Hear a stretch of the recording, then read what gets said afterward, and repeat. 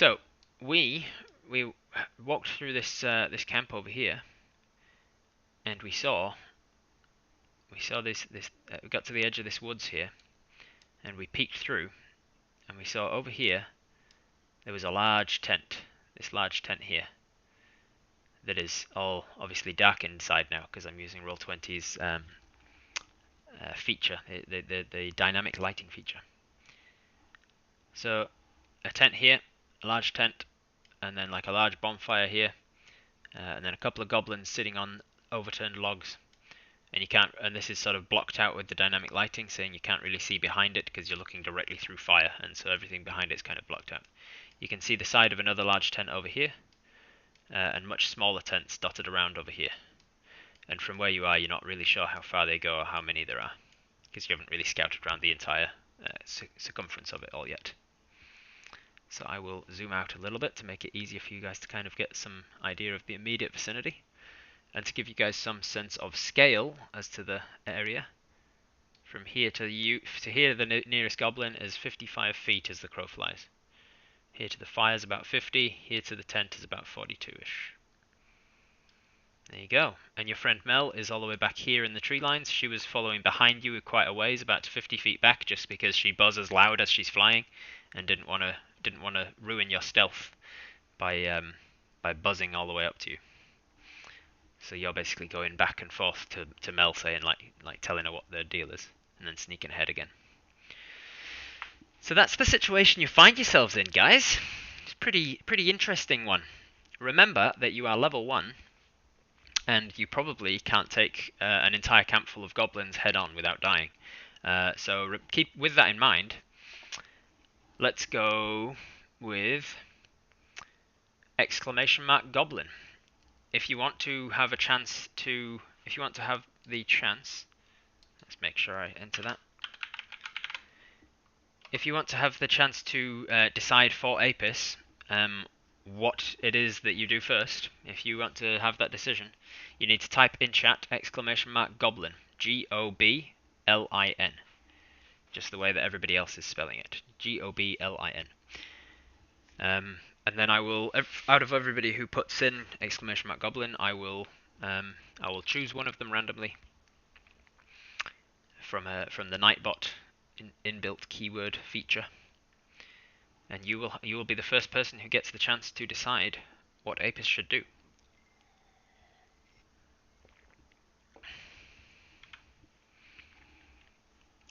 Extra hacks today. Don't know what you mean by that, Wraith. What are you hacking?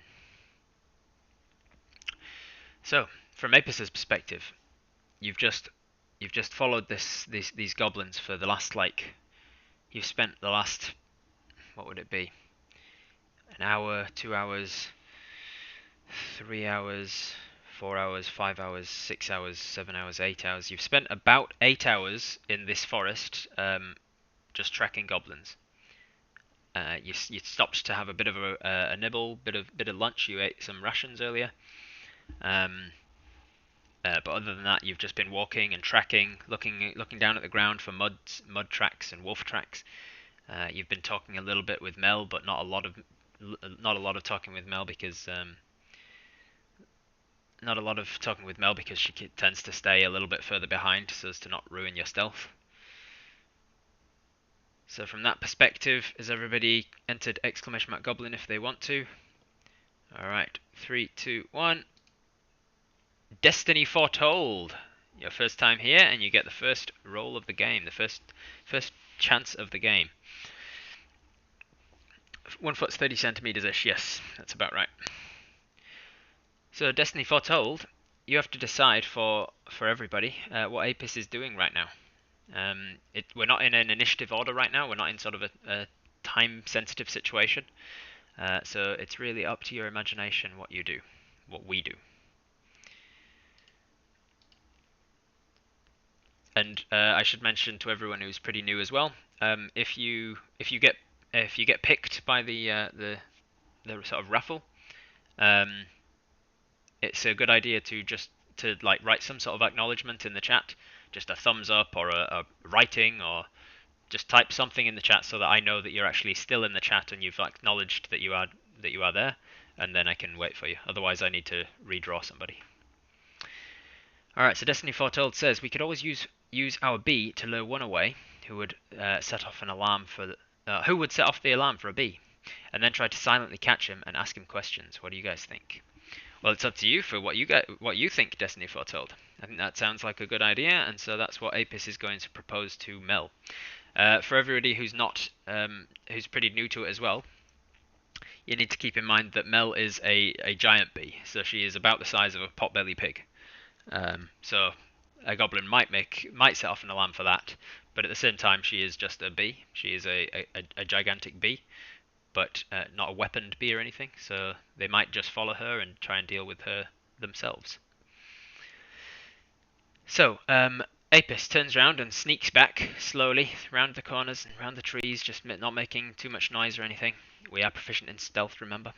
So you slowly go back over to where Mel is landed, resting on the bush, and you say, "Listen, Mel, I think the only way to deal with this is to ask the goblins questions, like to interrogate them and see why they're here and what can be done about it.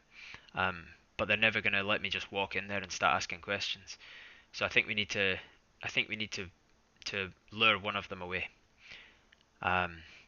If we can lure just one out of the camp, then I think I can overpower them and silence them before they raise the alarm. I might need your help with that. I think that if they see me all like laden up with armor and weapons, they might just attack or call the alarm or something. But if they see you, they might be a little bit more hesitant to call an alarm. So, what do you think? Would you mind like buzzing over there until just get close enough that they can hear you, and then one of them might pop on over. And so she says, because you're saying all this in Sylvan, by the way, it's the language that you and Mel can converse in. She says, I think that's a good idea. They were rather, how do you say? They were taken aback by me when they first found me and tried to kidnap me. It was a strange expression for them. They did not know who I was or why I was so big. So I think they would be curious. Goblins are known for trying to eat things like me, or things like dogs or wolves or rats, or pretty much anything that moves. And so I think that they would see me as potential food, and one of them might come out. But I would feel a lot more comfortable if you are hiding somewhere close by and you can make sure they don't actually get me, huh? And Ip says, "Aye, no problems. I'll make sure that I'm close by. Let's come up with a strategy together as to where to lure them, eh?" And so, between you and Mel, you come up with a strategy as to where to lure them. So Mel decides that she's going to kind of buzz around here. Actually, there's a big old tent there, so maybe Mel decides she's going to come from this direction, and she's going to come up this way. And then that way the closest goblin to her at all times is going to be this fella. So she's going to buzz around here and she's going to just sort of make a noise around here until he gets drawn away, and hopefully just one of them gets drawn away and not both. And then she's going to stay there until one of them gets within sight of her, and then hopefully if he comes your way, she's going to start buzzing this direction. And then meanwhile you are going to be waiting somewhere around here. Where should we be waiting? It's a bit of a water hole there. We want him to be lured away far enough that he can't really call out for help. So I reckon down here in this bottom corner. So you can be waiting around here somewhere. So she'll buzz around here. And then she'll land somewhere behind this bush. Hopefully he'll come around here, and then you can ambush. So that's the plan that you two come up with together. And Apis, you slowly make your way down here.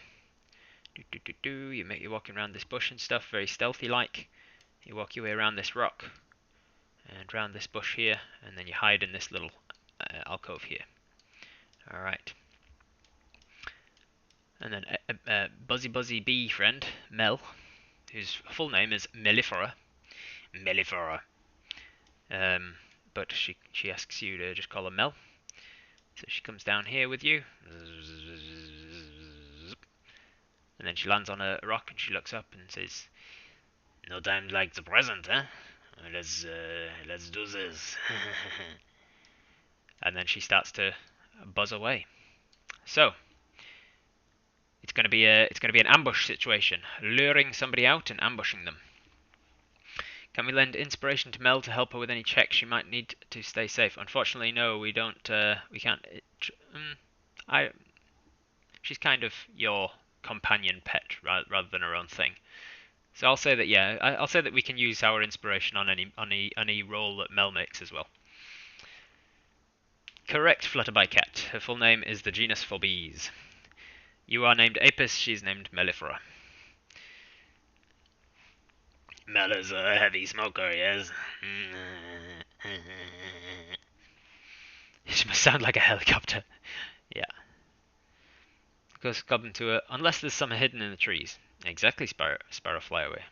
But we didn't decide to scout around and check the trees. We decided to try and set up an ambush. So that's the direction we're going. All right. So the next thing is we're gonna do another draw at this point to see how are we going to ambush. Somebody's gonna get the choice of how we're gonna ambush. So thank you for that, Destiny Foretold. The next thing is going to be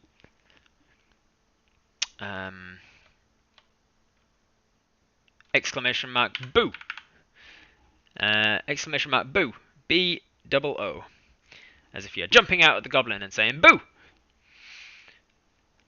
If you want to be in with the decision making of what we're going to do to set up this ambush, hoping that it all goes well, then you need to type exclamation mark boo in the chat. That's how she unwinds. Yeah, smoke is coming and sedating bees. That's right. That's right. Destiny Foretold, dear God, I hope in my first stream and my first decision I didn't just get fell into a too dangerous situation. You just wander in, oh, this is really fun, and then just TPK. Ah, sorry guys. I thought that'd be really cool, and you'd all think I'm awesome. But now I'm embarrassed. Name it. Exclamation mark boo if you want to be in with the chance to decide with what the nat 20 happens. On my perception check, I see you following. Right, where are we up to? So we've got 10 eligible users, 10 people deciding. I'll give you another few seconds. Exclamation mark boo in the chat if you want to make the decision for Apis as to what they do to get themselves ready for this ambush. I'm going to get my actual real-life dice out because I find that while rolling for Apis is really easy because Fancy's done a great job of setting up my commands, rolling for all the bad guys and Mel and stuff, they don't have their own commands set up, so it's probably just quicker if I just roll it in person and add their modifiers in my head, because I'm much quicker at doing that than typing it out and getting it right. Let me get out my favourite dice. Man, where are you? There you are. Boop. Hopefully they're unlucky dice. It's more DME to hide my dice anyway. Yeah, that's right. Alright. I think that's everybody who wants to be eligible. So 3, 2, 1, roll it. Marie Tamagotchi. You get to decide how are we going to set up this ambush with the tools and the equipment that we have on us and our expertise. If you want to be reminded of what sort of things we have on our person, right below me you can see our inventory. We've got our weapons over this side, longbow, short sword and mace and arrows, and our sort of equipment on this side. We've got torches, bedroll, hunting trap, a lucky horseshoe, water skin, 50 foot of rope, panpipes and a brewer's kit. And I think that's pretty much everything we've got. In fact, let me open up Apis's character sheet on Roll20 and look down at the...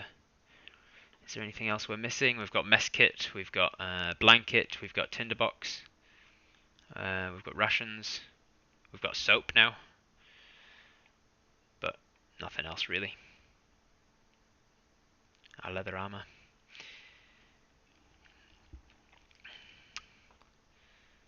The sound of 1,000 dice on the table.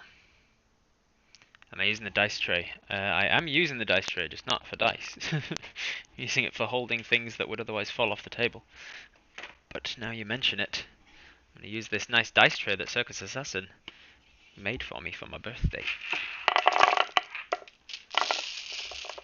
Yeah, boy! Alright, so Marie said, ooh, typing! So that's good to know. Marie is in chat and acknowledged. What will we decide? We do have the option of the trap, or maybe a snare with a rope for backups. Yep, we do have a hunting trap. We've got a rope. Hey, that's a pretty good idea, Mac. That is a very good idea, in fact. Man, Mac with all the good ideas. Typing or acknowledged. Some sort of acknowledgement emote.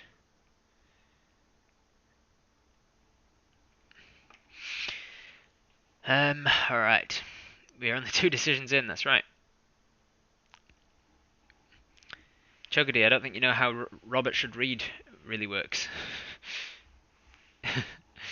You meant to suggest a book that I should read on stream for my Robert Reads streams in the morning. Like somebody did for The Invisible Man, which is what I'm reading at the moment. I can give you those bits back if you like, because I think you redeemed them by mistake, perhaps. How are we setting up our trap for the ambush? Not much sense Mel baiting the trap if there's no trap. That's exactly what this decision is about, Sparrow Flyaway. Marie is currently typing out her decision for what Apis should do to ambush the Goblin. Just in general, Robert should read. It's a good point. Robert should read, which is why Robert started the Robert Reads streams as an excuse to read more, because Robert has not read in a long time.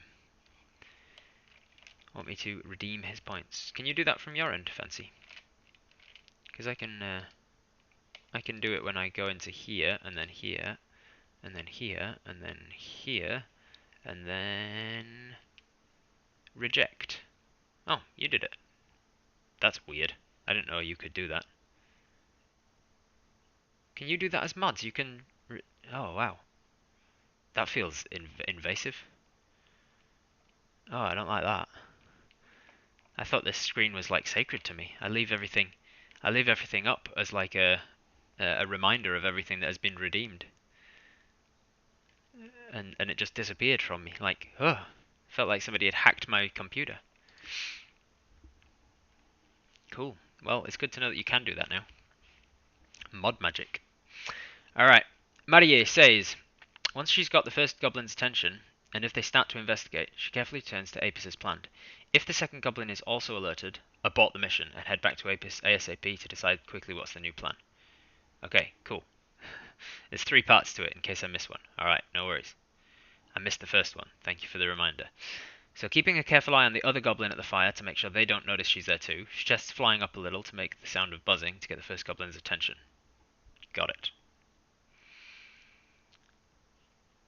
And then the third part, we're just waiting on the third part of what Apis does when they actually have a single goblin's attention. We can see everything. It's not creepy at all, Ajo. Not creepy at all. It's the Fancy Unicorn stream, that's right. We could ask him to read Tuatha's book. Oh, Tuatha written a novel of some kind.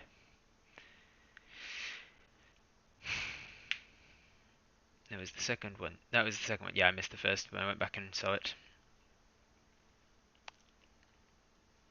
Yeah, standing order to all my mods. Please make sure you ask me if you want to do that in future. Sniper Sect is caught following me. Thank you, Sniper Sect. I see you. For the intended creepiness.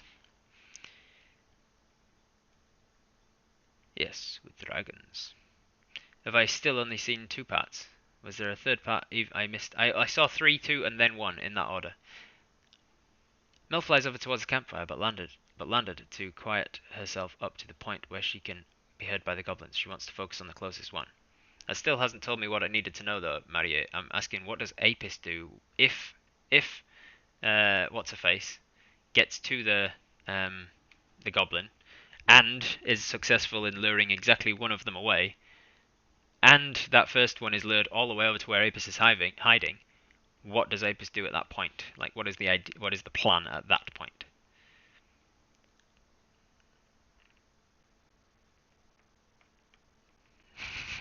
Steve, don't waste your points on that. Don't worry, Steve. I got you. I'll get rid of that.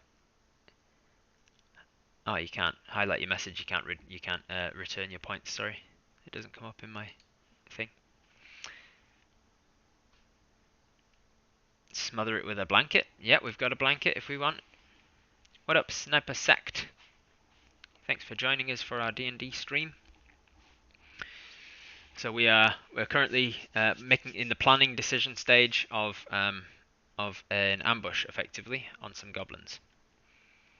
To give you guys, if anybody's just joining, oh, you can see Apis there. Look, Apis's abilities. Let's close that down. You can see Apis is hiding in this sort of bush here. Our giant bee friend, that's about the size of a potbelly pig, is about to go and creep on over here real slow and steady like, and just very slowly. She's going to land about here and walk forwards. And when she walks to about here, she's going to buzz the wings a little bit. Hopefully just enough to catch one goblin's attention, and then not think it's a big enough deal that he needs to get back up. And hopefully, here's the plan, one of them will be intrigued enough that he comes wandering out to see what the bee noise is, and then the bee comes walking / flying back this way, and luring that one goblin over here to where Apis is about to drop some kind of trap on them, some kind of ambush.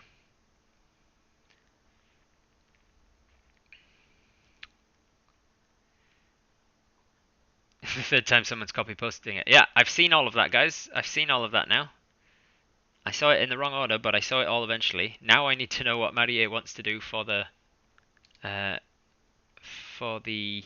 Apis part of that plan, because as whoever it was, Sparrow said, what's the point in using bait for a trap if there's no trap in the first place?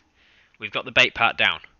I will not allow Mel to get into danger now. We've been very specific about how she's going to do it so that she's never actually in danger. But when we get back here, we need to know what we're going to do as Apis. Are we going to shoot them with an arrow? Are we going to try and jump on them and grapple them? Are we going to throw a blanket over them? Are we going to use a hunting trap to snap their foot? What is the ideal? Are you still here, Marie? Because if not, I will redraw and see who else wants to decide. Or I'll just use Sparrow's suggestion here.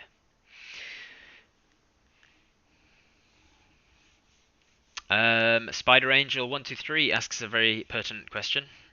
Can Apis even talk with them? Apis, by the way, goes by the pronouns they, not he. But you weren't to know that because you haven't been around yet, so don't worry about it.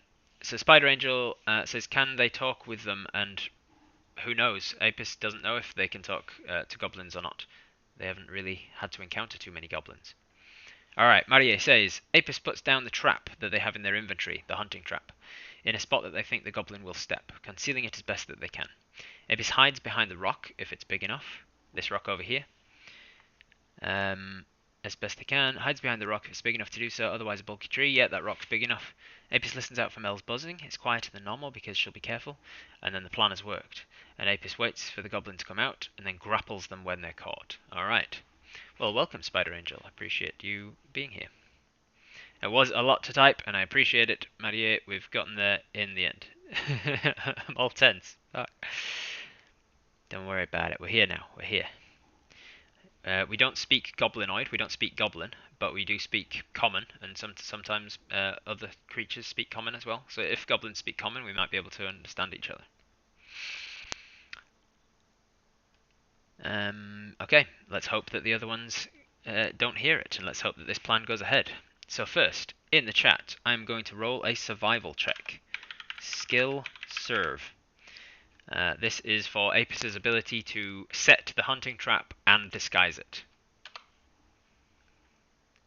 We got, with a d20 plus 4, we got a 17 total. So if a 17 total is higher than the Goblin's perception check, or the Goblin's passive perception, then the goblin stands a pretty good chance of stepping on this hunting trap. Now, where are we going to put it? Mel said that she's going to buzz back down this way. Buzz.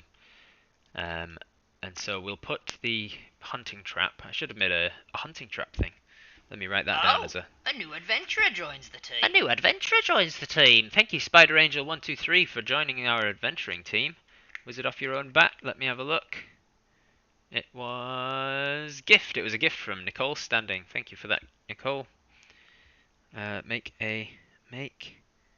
Oops, no, it's not a Twitch emote. It's in a to-do list. To-do list. Oh, come on. Make a hunting trap icon. Here we go. It's on the list. So for now, we don't have a hunting trap icon. I will use a. I'll just do a draw shape. There we go. And we'll. I think it's shift. Nope. Is it control? Draw shape. Draw shape. What color should we make it? Just a dark grey. Control. No, it's not control either. How do you? Is it tab?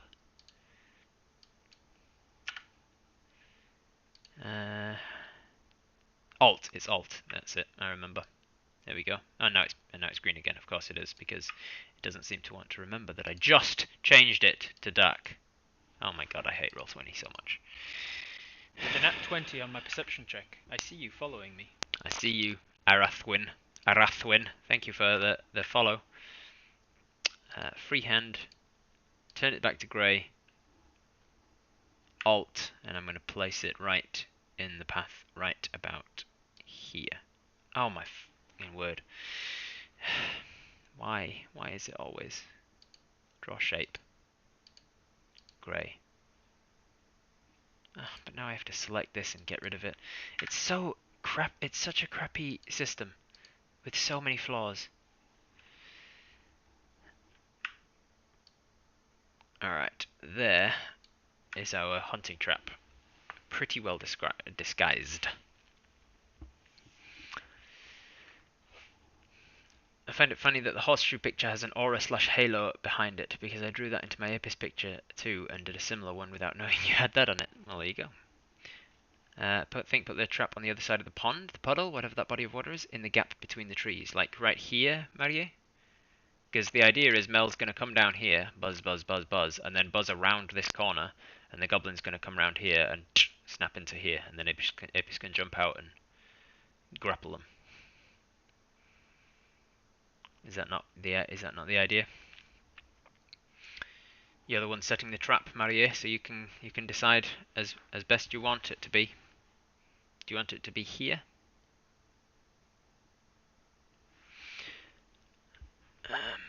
Get rid of that now. I don't need you. Alright. We're hidden. Technically we're hidden behind. I mean, if you want to be, you can be hidden behind this rock here, but you're going to be much further away from this. Like, I just had us hidden in this bush behind this tree and this tree. Like, surrounded on all sides by bush and foliage. And hiding here would be much further, well, not much further, but a little further away from the goblin camp. To give you guys a sense of scale, from where we are down here, we are currently, this hunting trap is currently 130 feet from the nearest goblin. 130 feet's pretty good for avoiding volume, I guess. We get hiding bonuses for being in the forest, don't we? Yes, everything that we do that pertains to being in a forest, we get a +2 to it. This thing here is a rock. Let me show you a little bit clearer.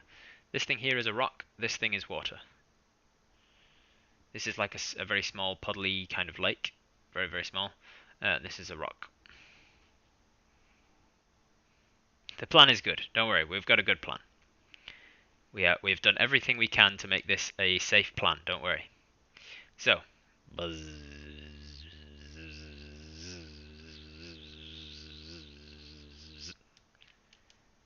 She gets to around about here, and then she slowly walks.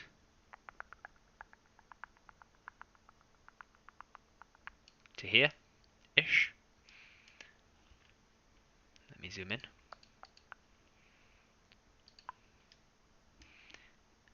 And then from here, she says, well, she doesn't say, but she starts to zzz, zzz, zzz, zzz, and she can hear pretty loudly the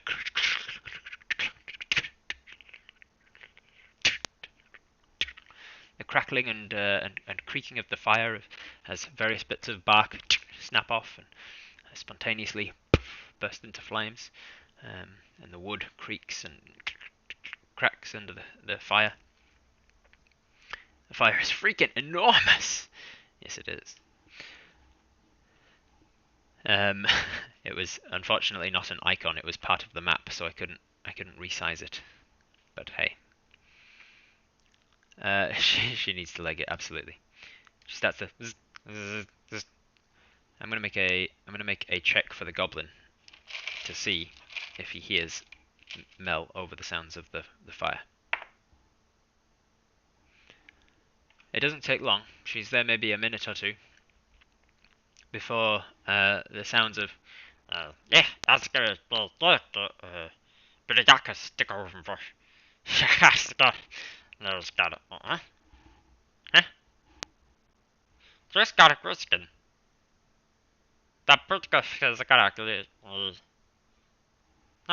just got a question. And she can hear. Let's see for Mel. Let's make a perception check for Mel. Oops, that was cocked. Oops.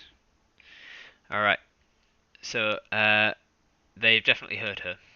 And she can hear that there's something different about the way that they're talking now. Why am I unable to pick them up? Are you part of the map layer? Let's have a look. Oh wait, I know why I can't pick them up, because I am on the, let's make sure that, yeah, this is fine. I'll fix it. Don't worry, this is only episode 3. I've still got some teething issues with the technological issue of how this is going. But we'll get there. Thanks for your patience. It'll be damn bright at least. That's right. Goblins like it hot. Some like it hot. Come on. Stupid roll 20. Alright. Back to how we were. There we go. Now I can pick up the goblins. This one starts to clamber up and walk around here. Now I'm going to make a check to see if the other one comes.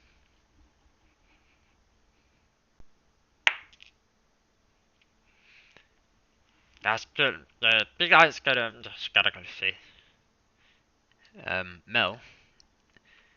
She hears footsteps coming, but she rolled real low on that perception check, unfortunately. So it's not until he gets to about here, starts to crest through these trees there, that she sees him and realizes, oh shit, yeah, damn, he's actually coming. And she takes to the up this little hillside here and lands there. And then she hears the goblin. Yeah, just where to go? And another voice from behind near the fire. No, I get a bit sort of and then she, not waiting around to see what happens, she continues to sort of walk along this one, and this one starts to walk down here. So she's not unaware about whether the other one is coming or not. She, at this point, she and takes to the skies and starts to fly away. And she hears behind, hey, what's down? And then some footsteps pick up along the path. He seems to be chasing her down now. And then let's actually make an attack roll here.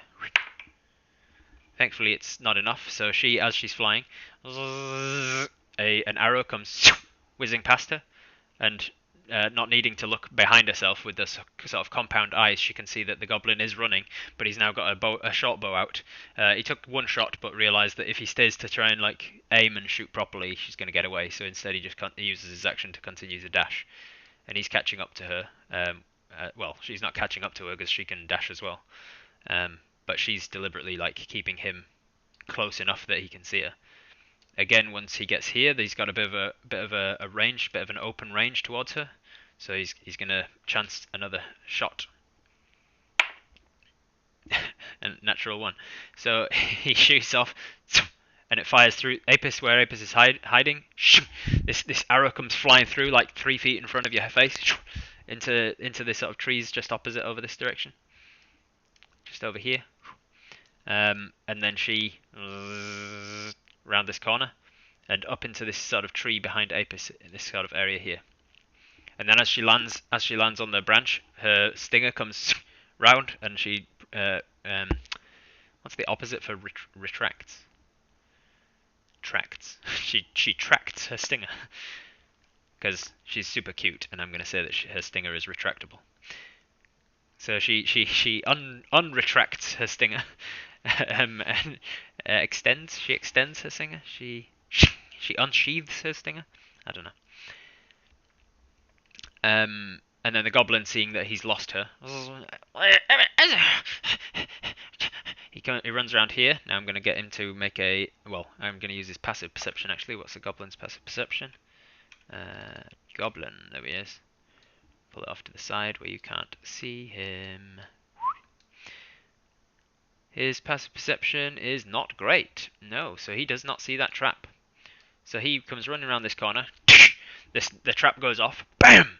And the second that the trap goes off, you also get to pounce. So Apis uses their readied action to run forward and grapple. For Apis, I'm going to make a strength check, and because you had sort of a sneak, effectively, you had an advantage of not knowing that you were there. You're going to have advantage on it. So skill athlol. That's a 22 without advantage, so we might as well do it again in case it's that was a 19 plus 3. So there is a chance that we could get one better with a nat 20. Skill Athel. We didn't do one better, but we got advantage, so we use the 22. That's how advantage works, by the way, in case anybody doesn't know. Advantage means you roll twice, take the higher of the two numbers.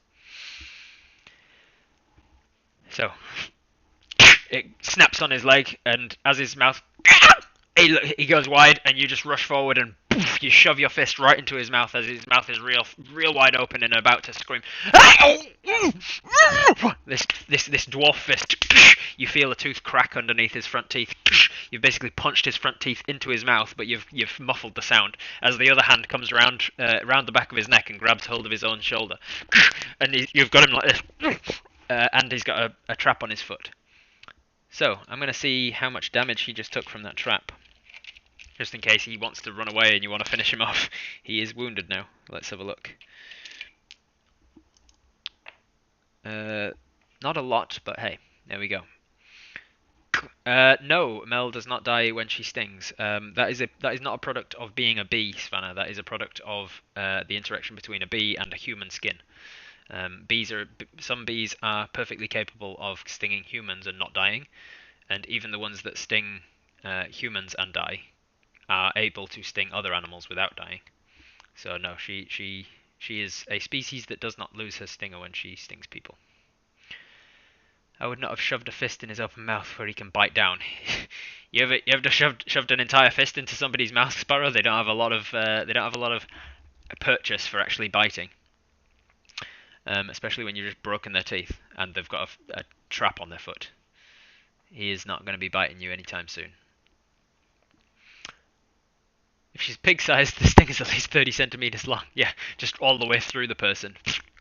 Out the other side. Alright, so you now have a trapped and immobilized... Wait, you've shoved your fist in someone's mouth? I didn't say that. I implied it, but I didn't say it. So, you have a trapped bee. Yeah, you have a trapped goblin that seemingly, as Mel... Oops, that was you, not Mel. As Mel... Oh, god damn it. She jumps up and down with joy. Yay! Eventually regaining a semblance of circular size. She... and lands on the other side and takes lookout. And then she says to you in Sylvan, I don't think the other one is coming, but we probably don't have very long. We should get what we need out of this one. I don't know what else we can do. All right. So what do we do now? Let's say I'm gonna put. I'm just gonna do it here. Cancel. The next one is going to be exclamation mark trap. Exclamation mark trap if you want to be in with a chance to decide what does Apis do now. Now that they've got a trapped goblin at their disposal, unable to scream for help, unable to do anything. They've got a bow drawn just in one hand, but you have wrapped them up and they are considered restrained. And you have the chance to do what you want with them. Thank God that worked out. It's a good job that he missed twice with his bloody his short bows. She could have taken some damage then, and she hasn't got a heck of a lot being only level 1.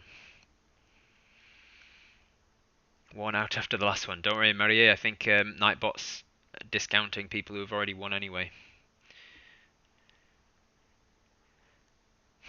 I haven't managed to work out why that is happening. Hey, D3 Bad Players in the chat. I didn't see your name before. Welcome along. That was the most I plead the fifth thing that I've seen. Have I got that on the list to fix on my to-do list? I have not yet got that on the to-do list. Let me add it so I don't forget. Fix Nightbot exclusion issue. That'll be enough to remind me what I need to do. Alright, so has everybody put in the exclamation mark trap? Everybody who wants to? TRAP? I think it did. Alright, so 3, 2, 1. Aftermath UK, you get the choice to decide what do we do with this trapped goblin.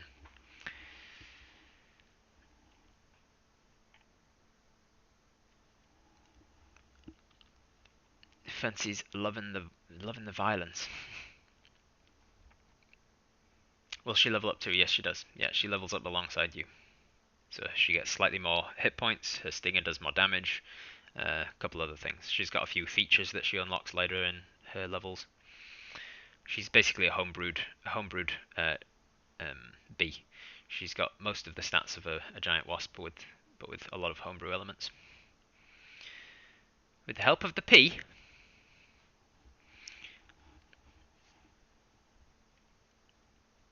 are we killing goblins? Well, we could be killing goblins aftermath. It's your choice to decide. What are we doing? So a part of Apis wakes up that has been asleep this whole time and goes, "Oh crap, where am I? I found myself with my fist stuffed in a goblin's mouth and my hand wrapped around the back of their neck, holding their shoulder, completely restraining them, and their foot caught in a hunting trap that I've laid." That's basically the situation you found yourself. Star Seeker subscribed off their own bat as well. Thank you very much for joining my adventuring team. Let me give you all a recap in case you've just joined us. We have found ourselves at a goblin camp.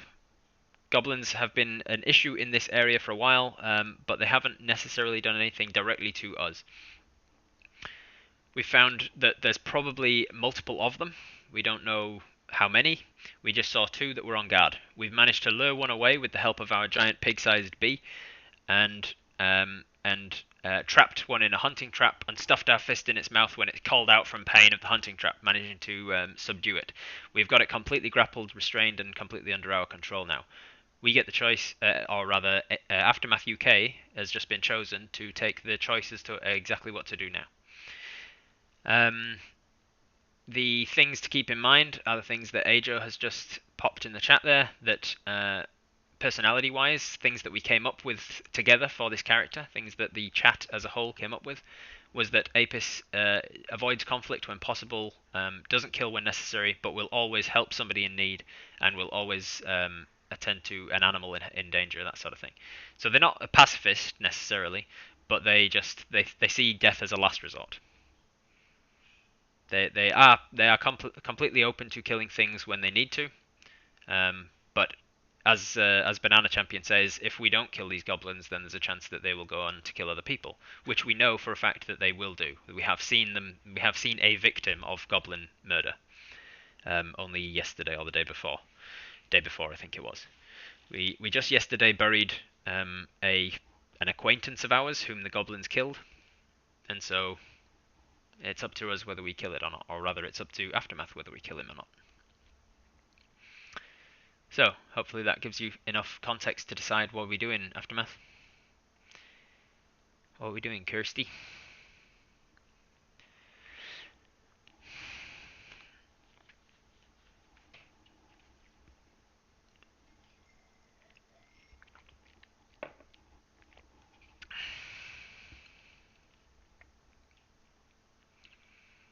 Let's try to get to know why they are here. It sounds like a Shaolin monk. If that's how they act, then sounds like that. I don't know anything about Shaolin monks. Are they somewhat pacifists, but keep themselves able to defend themselves if necessary? Is that the idea? Hey, I just hydrated before even seeing your command macro. We get Mel to hover with a stinger pointing right in the goblin's face, and Apis says, I'm going to remove my fist now, but if you try and scream, you'll get stung. Keeping him restrained grappled the whole time. Alright. Not if you understand. Not if you understand. And then sting him anyway, says Fancy, the psychopath. The psychopathic unicorn. Dwarf. No one expects the Dwarvish Inquisition.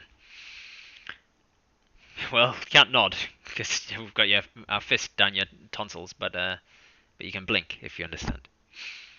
Alright. You know Spider Angel from the damage that this goblin has taken to its leg with the hunting trap, that it's probably not far off of 1 HP already. So you sort of gesture to Mel, hey, keep this one from screaming out while I talk to it.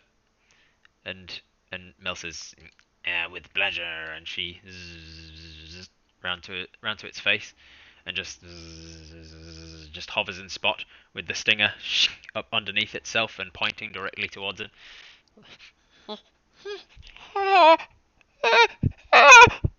It seems to whimper a little bit, and then you say that, listen, if you make any sound at all, we'll kill you. And then you slowly pull your fist out of the mouth, and you feel two like pretty sharp grooves down your skin. The skin is torn from where you cut its teeth.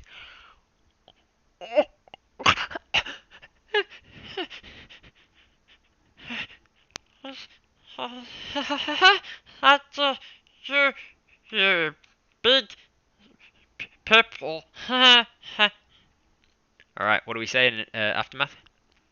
Now that it's not screamed, you've taken your fist out of its mouth.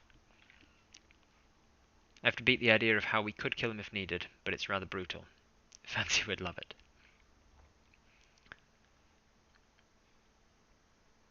That voice makes me imagine Mel with fedora, cigar, and maybe a cool scar on her face. Hello. Thank you, Mara El Pasta. I will do as you wish, Apis. Bites the end of a cigar. Hey. Tips the fedora. I will sting him at a moment's notice. What do we say in Aftermath? What are we asking?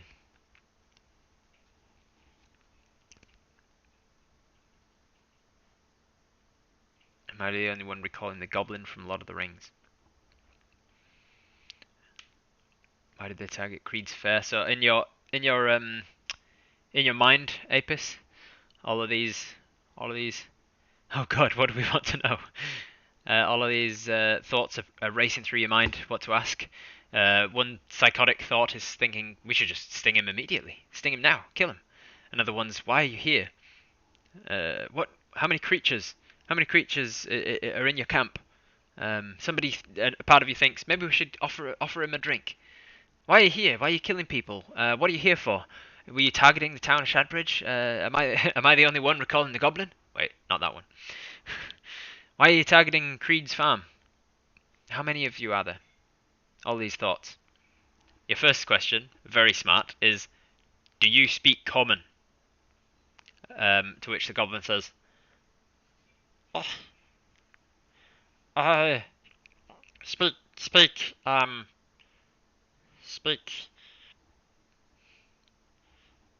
and just holds up little fingers. um, And you realise not a lot. A few words maybe. So you say, why are you here? uh,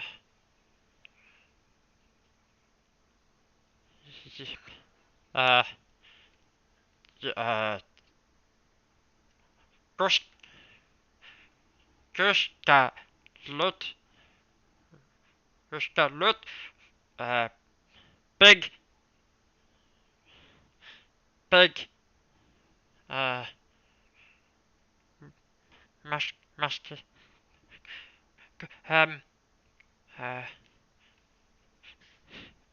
uh, uh, And you realise this, you're not getting much out of this one. How many more of you are there? How many of you are here?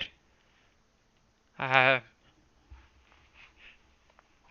I'm gonna make a roll like a persuasion check to see how well Apis manages to get their point across across the language barrier effectively.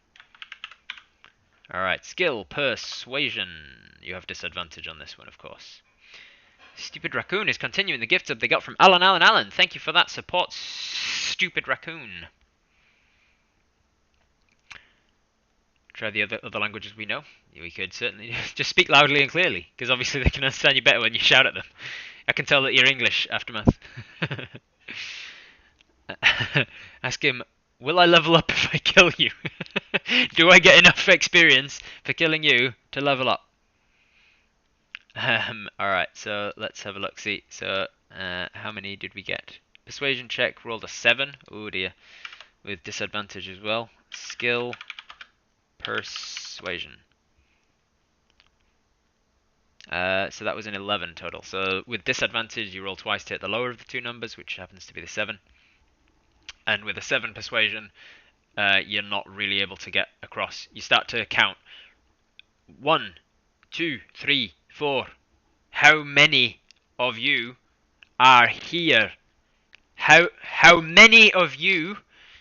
How many? 1, 2, 3, 4 of you are here? And you point into the camp. You point at the goblin, back at the camp, and then count using your fingers. Pretty much what I just did. And the goblin says, let's have a look actually. How many are there? This one is...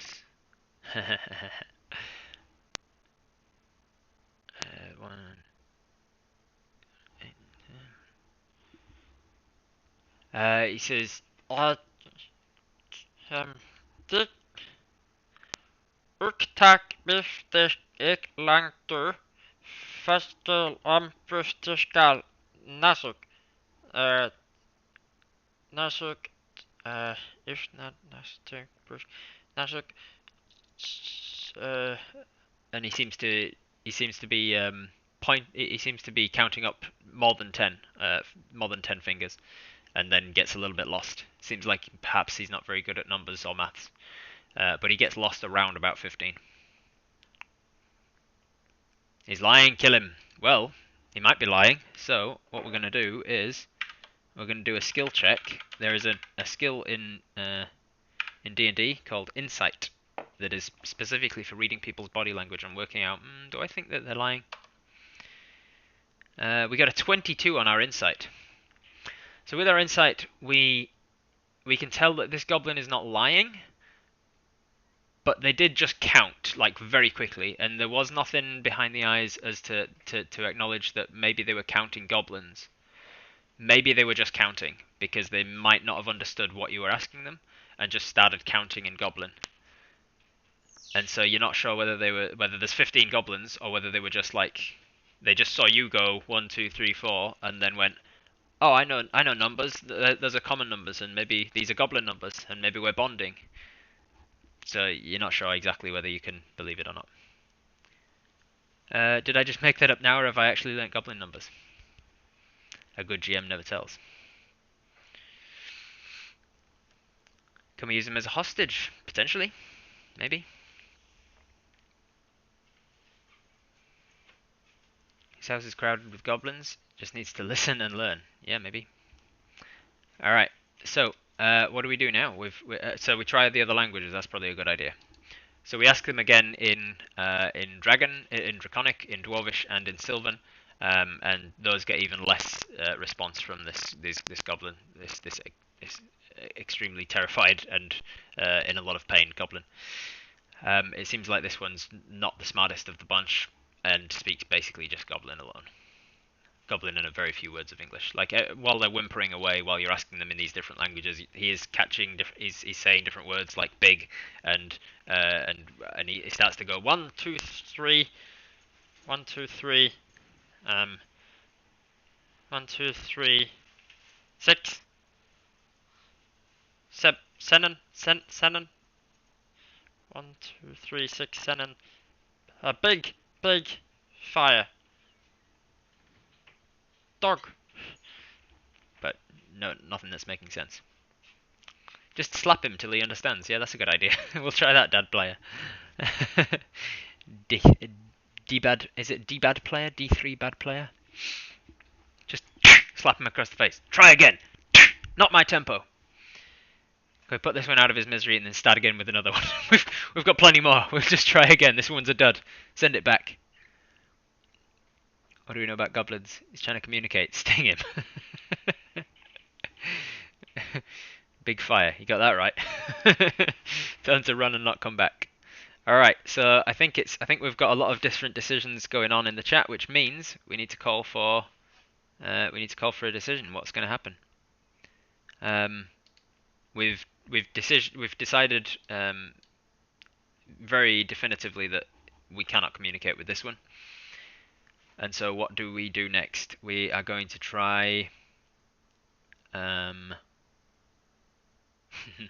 won't do that one because it's too hard to spell for people.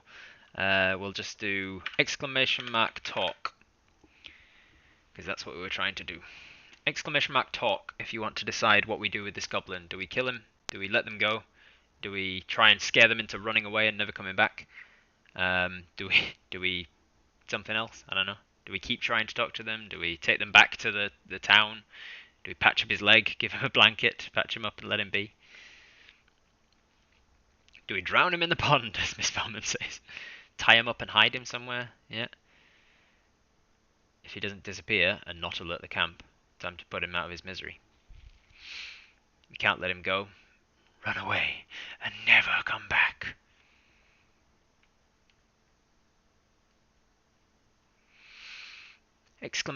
!talk. Alright, so get that in the chat, !talk if you want to decide. Have we really got 65 viewers right now? God damn. Thank you for coming along, guys. I appreciate all of this support. It's good to... I've never DM'd for 65 people at once before. But if you want to decide what do we do to this goblin... You don't know that one, Wraith. Do you expect me to talk? I mean, there was a lot of clues in there. Do you expect me to talk? No, Mr. Bond. I expect you to die. Can we make it 69? Nice. Nice. Run away and never return. It's a Sean Connery Bond, that's right, but he did 7. He did 6 in an unofficial one. So which one is it? Alright, 3, 2, 1. Rabbitison, you need to decide what do we do with this goblin. We've realised that we can't question them because there's nothing to question. And we've only been here maybe like 5 minutes at this point. And the other one hasn't come to check out what's going on or anything. So Rabbitison, if you are in the chat, can you just let me know somehow or other? Just put in... Oh, there you are. Rabbitison already. It's quick typing. Hostage them, but don't make it notice him being hostage. We can make him talk later, maybe. So by that you mean like keep him hostage somewhere, but don't bring him with us as a hostage. Is that what you mean? So tie him up, maybe. All right. So Apis takes the weapons off of this goblin. He had a small sort of rusty short sword on his side and the short bow with some goblin-sized arrows. You look at the arrows and think, oh yeah, maybe I could use those. And then we do have rope, yes.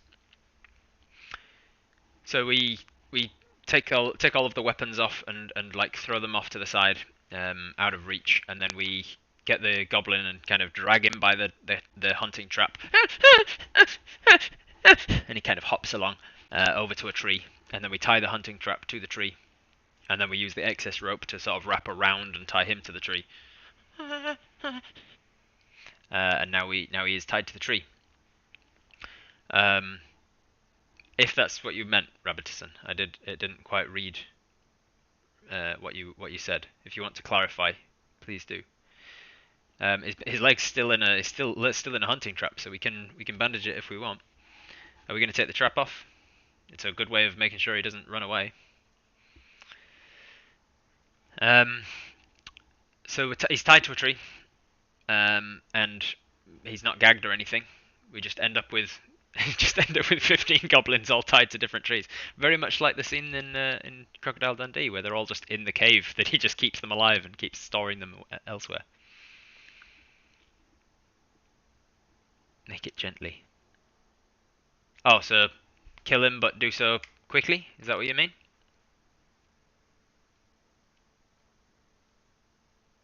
We could use the trap again if we take it. That's a good point. Gag him with the rope and a branch or something. Yep, we could gag him. We definitely should gag him. Apis would be smart enough to do that, so we'll do that. I'm trying to understand what you mean, Rabbitison. So keep him alive, keep him hostage, but just try and be gentle. I get you. No fancy, no murder. Soft murder, warm murder, little ball of blood, little ball of goblin. Take him as a hostage, not super obviously or rough. All right, yeah. All right, so we'll keep him alive, keep him hostage. We can always try again talking to him later. He's tied to a tree, and then Apis gets down and starts to pull that trap apart. You might the leg comes loose, and you start to see big blood, really dark goblin blood starts to out of the wound, and you realise that a vein has been cut. It's not, so it's not an artery at least, but there is a lot of a cut vein of some kind. So you take some of your just cloth that you have or something, and make a tiny bit of a tourniquet right below the knee, and tie that off until it stops. It just stops, and there's just blood right where it's standing, just a whole bunch of blood. But he's not going to die, at least, hopefully. He's definitely not going to run anywhere, that's for sure. Let him bleed out, says a part of you, an evil excision part of you. He is a threat to both of you if he alerts the camp, and maybe we can't take that chance. But you're not the part of the brain that's in charge right now, Marie. So we take him alive and hostage. You use the very tip of the rope, all that's left of the rope, you get a bunch of leaves and stuff it in his mouth, past his broken teeth, and then you use the last of the rope to around his head and tie that in like a bit of a gag, and he ain't going anywhere. The blood may attract predators. That's right. Just caress him on the cheek after you've tied him up. You're just like, just stay here. I'll be back for you. Don't worry. It's a way to make him calm in a language he doesn't understand. Our lyric lost 3 a.m. and loath to log off. Well, thank you for popping on, even if in the middle of the night, lyric lost. You're trying to make sure you catch every single week. He's tied to a tree, so I will move you on the map here so you can see exactly what's happened. The bee is out of the way. You're out of the way. You've moved him and the trap over to here, and you tied him up, and then you took the trap off, and you've got it. You've got the trap back, and the goblin's tied up and gagged. He ain't going nowhere, hopefully. Why are so many of you psychos? All right. Now what is the plan? Now what? We've got a guy. Same plan again? Is that the idea? Set the trap somewhere else, like somewhere over here maybe, and try it again. It's probably been about 10 minutes at this point.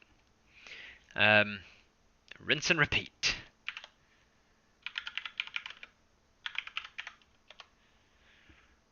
A 19. Alright, so with a 19 perception check, you start to hear, "That's it!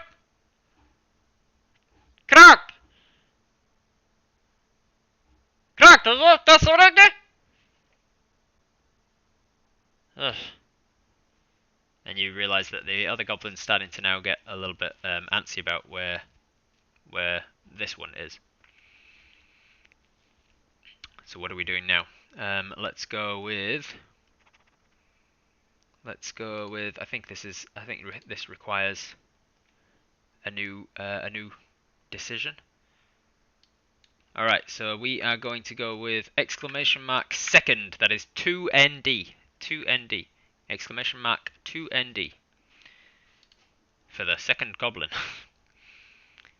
Come here, little goblin.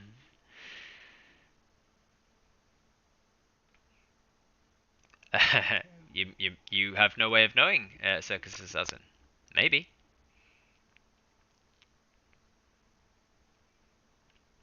Exclamation mark 2ND if you want to be in with a chance to decide what we do now. We've got one of the X number of goblins in this camp. We took about 10 minutes to do so, and it was long enough that the second goblin that was on guard duty started to get a little bit suspicious and yeah, well, that's all you know at this point. Oh, you do speak Goblin. Oh, okay, in that case, yes, he said, Crack. Crack, where are you?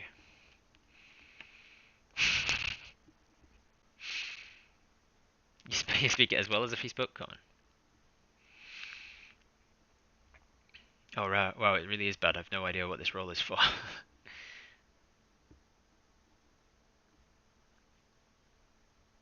You speak whale. See you later, Mara El Pasta. Thanks for popping in. I'll see you in the next one, no doubt. Hopefully. Alright, so exclamation mark second if you want to decide what happens next. There are currently 11 people who have been eligible. 3, 2, 1. Zaza. Svana Blanket Burrito. You get the choice. What do we do? What do we do with a drunken sailor? What do we do with a drunken sailor? What do we do with a drunken sailor? Early in the morning. Typing, thank you for that.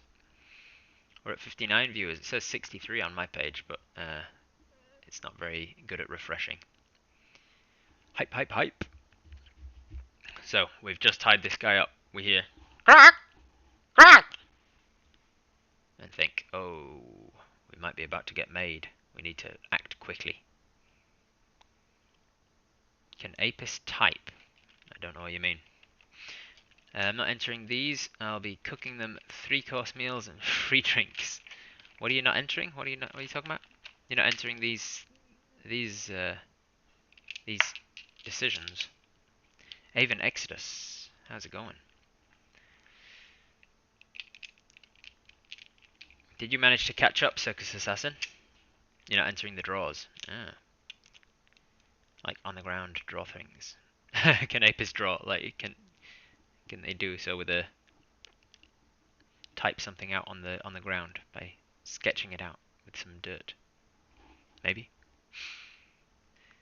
Even Exodus, I missed a huge part it seems. Who is Mel? Help me out. Mel is our friend, the bee, the giant bee. You were there when we found Mel, I think. There was a giant bee. We rescued her from goblins, and now she is our companion. She's about the size of a pot-bellied pig. Or if you don't know what a pot-bellied pig is, it's about a meter from stinger to nose, I guess. Mel is in the forest with us. We're at the main goblin's camp. We've just managed to lure one of them away and tie them to a tree over here and gag them. And now we are deciding what to do for the second one, or rather Svana is deciding what to do. And typing out a bloody novel by the sounds of it. Here it is. Tell Mel to distract the second goblin so he runs to another direction, and then make sure the trapped one is hidden. If it doesn't work, kill the second one. Alright. So, just making sure that was the first thing you typed and I didn't miss one before. No, that seems like it. Alright, so tell Mel to distract the second goblin, try and get him running in a completely different direction. The trapped one that we have is definitely hidden, I can tell you that right now. You've spent time dragging him into a bush and tying him to a tree. And so he's definitely covered on all three sides by foliage. So the only way to see this goblin is to be here, where Apis... Oh, wait, sorry, you can't see where my cursor was there. The only way to see this goblin is to be basically standing here. Because you can't see him from here, you can't see him from anywhere over here. Alright. Mel's HP. Not very high, but you don't know it. What happened to the swarm of bees? The swarm of bees we also rescued, and they went back to the farm, and they are now buzzing away doing what bees do. They wanted to go back to work because they were just normal bees, and they wanted to do what bees do best. But Mel is a little bit more intelligent, and after the death of her farmer friend, she didn't really feel like going back to work. She wanted to take a break and do some exploring and adventuring, and became your companion, effectively. A lady never tells her HP. You're not supposed to know it, but you do. But you're not supposed to know it. Is your character the most dashing of rangers? The most dashing, the most charismatic, and the most charming. Alright, so we are... Where is it? I'm going to get Roll20 up. You hear the other one. You tell Mel, go distract him as best you can. And she... over this way. And then as she comes to about here, you hear her suddenly change direction. And swing! There's a twanging of a bowstring that you hear, and then an arrow falls down somewhere in this tree here, and you're kind of over this direction. You've started to move up yourself a little bit as well, and you see that you hear rather that Mel has been shot at, and she goes into evasive maneuvers, starts doing barrel rolls and shit through the trees, and eventually she manages to avoid him. But he comes barreling down this way, and he's trying to run after her. So she's going to continue to do her job. Savannah, if you've got any more ideas as to what happened, it's still technically sort of your decision to make. If you want to update this plan as it goes, feel free to type it in the chat. That Mel's going to distract and try and run over this way. And he continues to run after her. And she... Thankfully for you, Mel has a flying speed of 50 feet per round. Starfox, do a barrel roll! And she does a barrel roll. And then a front flip, somersault. And then every round, if she's doing nothing else as her action, she can dash, and so she can double her speed from 50 to 100, and she manages to run away from him, whereas he's got to run along the ground, and every round he can dash as well, but he can only move 90 feet, so and over difficult terrain and things. So she is losing him. He's not gaining on her, thankfully. Maybe she can just fly real high, so he gives up chasing her, so that he just got distracted and we have more time. Brilliant. So she gets over here, and once she's kind of out of sight, she just starts getting more directly upwards, effectively. So I'll put some wings on her to say that she's now real high. There we go. She's real high in the sky. She's got wings open. So he eventually gets to somewhere where he loses her, and then he looks up and he sees her in the sky and he takes another shot, but I'm not even going to roll for it because she's just too high for it, and it acts and slams down and fight Desmond, and mutters to himself. But we've bought a little time now. Apis is over here now. We've kind of moved up in all that commotion. Let me zoom out so we get a better idea of the kind of layout of the battlefield. The camp is over this direction, and Apis is over here, and this goblin was way up there. So we've got some time. He's distracted up there, but he's not incapacitated up there, and we don't know what's going on over in the camp. What do we want to do?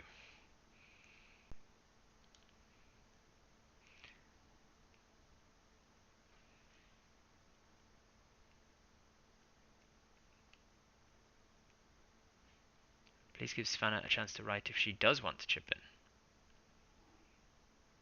That was weird. Did I read the same? Did I just put a not in there and confuse myself? You wanted to kill the goblin, so hopefully the goblin gets Mel, and then we can kill the goblin. You should just land at the top of a tree and mock him. Does it count as combat? No, not necessarily. It's not necessarily turn-based at this stage, so we don't need to worry about it.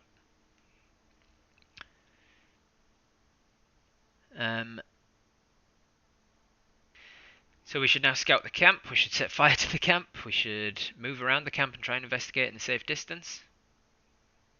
Alright, technically still Svanna's turn, I would say, without having to set up an entirely new choice for this one. So we'll go with Svanna's option of moving around the camp and trying to investigate at a safe distance. Nice. So we sneak around here. Now that there's a real risk of failure, I'm going to ask for a stealth check. Do we have an explosive or something that we can throw in that massive fire? No, we do not. We're only level 1 and we don't have a heck of a lot of equipment on us. Skill, stealth. We got a 13 stealth check. Probably shouldn't be too risky. There's probably a lot of goblins, so scouting sounds like a good idea. Do the stealth move, but like Ben. So we get ready and then we creep forwards like that. Forest bonus. Thank you for reminding me, Banana Champion. Good to have people like you in the chat. So because we are in a forest and we are a ranger with forest as our favourite terrain, that 13 stealth becomes a 15 stealth. Thank you, Sparrow Flyaway, as well. Doppler effect.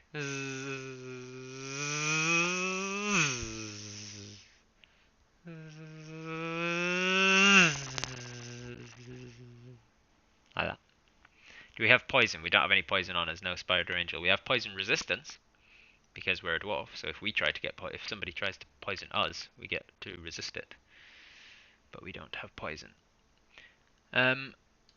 So I will rejoin this as a player so that I can avoid giving you hints to things you shouldn't be able to see. Poisoning the food looked like a good idea. That would have been a good idea. If we had poison on us, that would have been smart. We have night vision, that's right. Alright. Let me zoom out a little bit. So, we walk around the camp, and in the shadows from the flickering bonfire, we can see that this massive tent here is, well, depends how close we want to get really. It's 5e, everything has dark vision. We creep closer to this tent, and we can hear that there's nothing moving around inside it, so either everything is asleep inside this tent, or it's just an empty tent. I'm not going to say that we investigate the tent unless you guys want to choose to do that. I'm not going to make that decision for you. But over here you can recognize that there is... I don't know why it does this. Like, you should be able to see all of this because you've got dark vision. But for some reason it's still black. So, whatever. You can see that there's nothing behind here, it's just a tent here. There's a small tent, like goblin-sized tent. And let's make a perception check, or an investigation check actually. No, perception at this stage, because we're not actually going in the tent, we're just trying to hear from outside whether there's anyone sleeping inside it. A 6. You don't hear anyone in this first tent. And then we continue on. I'm trying to remove you on the wrong page here. You creep round the back of it, and you see basically around here you can see that there's 2 tents here, one here and one here, right? So there's 2 next to each other, 2 of relatively small size, the sort of size that would house a single goblin maybe. And then you creep around the back of this one, and you can see that there's a larger tent. Maybe that would house 2 or 3 goblins. And then there's another of the small tents. I think I've taken you off the page here. So another 1, 2. Basically, you creep round, you count them all out, and you've got 1, 2, 3, 4, 5, 6. 1, 2, 3, 4, 5, 6, 7. 7 of the small tents, 2 of the medium-sized tents, and 2 of the largest tents. And then you also see these sort of weird... you're not actually running around them, just I'll go around here so that you can see them better. You've got these weird, almost circular kind of octagonal tents that seem not really like sleeping tents. just cut a small hole in each tent and peer through. They can. You can do that if you want to. Yeah, we'll make that up to the decision of Apis in a second. But I'm just giving you the layout of it. Now that you've stealthed around the area, around here, you haven't actually walked through the camp. I'm just doing that so that you can see everything. There's three circular tents, 2 largest tents, 2 medium-sized tents, and how much did I say? 1, 2, 3, 4, 5, 6, about 7 or so small tents. Alright, so as you've done that, you've crept around here, you've counted them all out, you've gotten to about here, and as you round this corner here, you notice there's another goblin that has now walked outside. Let me put this off to the side here. I'm going to take you off of the battle map for a second so that I can do some dodgy things. Dodgy things that you can't see behind. It's quite hard to, like, you're seeing what I'm seeing, and I can't have you. You're basically watching me behind my screen here, so I have to be very careful about what I accidentally show you, because you might see things behind the DM screen. So that's a thing I need to work on, some way of doing this a little bit more smoothly. Alright, what is happening here? Why can't I see you? Here we go. Here, and then send that to the object layer. Here is that one. And then I need to go back to the battle map. There we go. So you can now see this guy. And you can hear those guys. You can hear that there's people in tents. This is getting intense! Dodgy things, like with the goat. Shh, we don't talk about the goat. I get the concept of Fog of War, but after you've seen it, it should stay unveiled. Yeah, it's meant to, but it doesn't ever work the way you want it to on Roll20. Jeez, I'll get better at using this, or I'll move on to a different system that actually works. I still want to try out Fantasy Grounds, but I just don't have the time. I think for Twitch Tales it might actually work on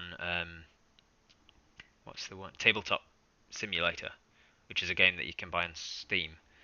I might get that. There's a real steep learning curve, but it looks amazing because you get actually like 3-dimensional views of all of the like minis and things. So I might look into that. With a nat 20 on my perception check, I see you following me. Miki's Games is following me. Thank you. I see you. So Apis is rounding this corner here when you see a goblin that has walked out into the clearing. Oh, like. That's a done? Correct. Let's get this done and correct. And then he starts to wander over this way. I can't move him right now because I'm in Apis mode rather than DM mode. But he starts to wander over to this firelight looking to see where the other 2 goblins have gone. How many traps do we have? We've just got 1 hunting trap because they weigh 25 pounds each. It's pretty bad that we're even carrying 1 because it pretty much makes us encumbered. Just say in a low voice that he's pissing. Don't worry about him. He's just pissing.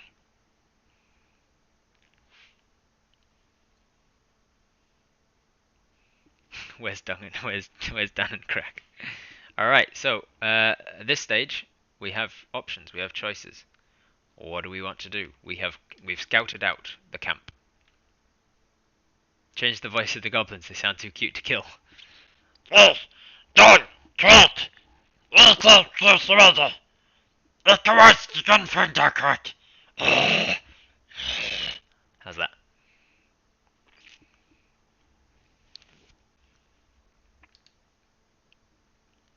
Alright, we'll go with another.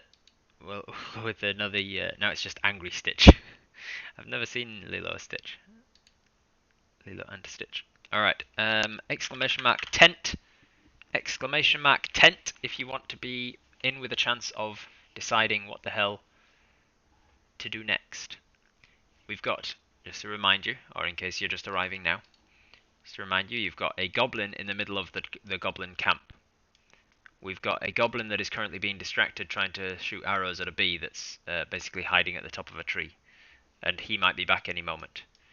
And thirdly, we've got a goblin down here, hiding in some other trees. And you've just counted out the tents. 2 large ones, 2 medium ones, about 7 or so small ones, and then 3 circular-ish ones. Why am I making the goblins sound adorable? Making me feel guilty of thinking of all the cruel ways we can kill them. Well, this sounds adorable to you. This voice down here. Yeah, I tried to make them sound a little bit more like angry and goblinish.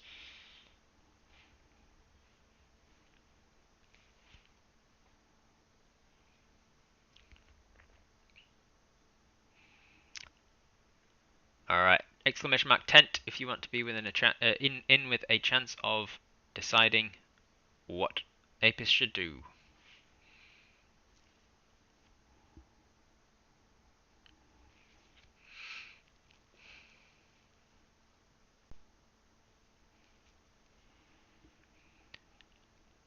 Alright, I'll give you a couple more moments. The sun has come up, I really should get some sleep. It's crazy that you would have listened to this for the entire night. But thank you, Rindelnira. I'll see you again at the next time. In case, for all the people who have just joined this week, I do this every Saturday, but I alternate between a good time zone for some people and a good time zone for other people. So every week I alternate them. One is at 12 noon New Zealand time, and one is at 8 PM New Zealand time. Next week, however, I'm in Queenstown, so we're going to take that week off. The week after is when I'm doing that collaboration that I was talking about with Dreaded GM, so we're going to take that week off, and so we'll be back for episode 4 in 3 weeks' time. If not before, I might try and arrange a time to do it on a Sunday or something instead, just so you don't have to wait 3 weeks for the next episode.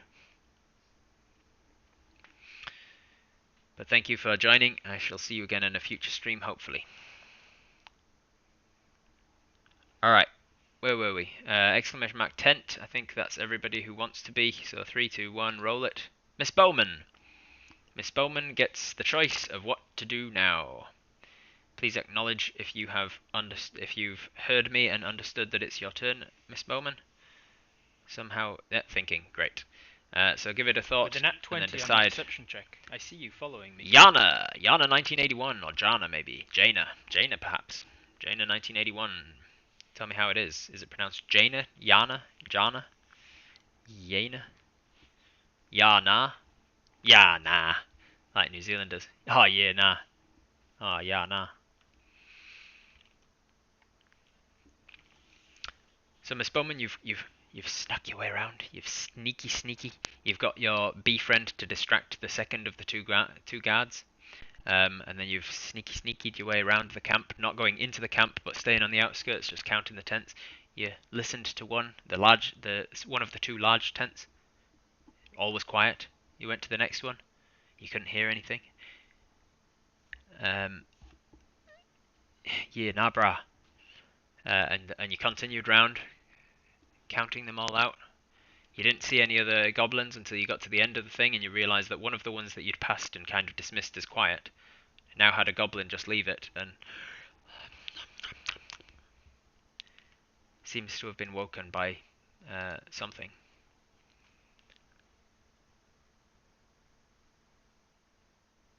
If she stays too high for them to hit, but she's still loud enough to hear, could she fly over the camp at that height and be as loud as possible to get them all out of their tents?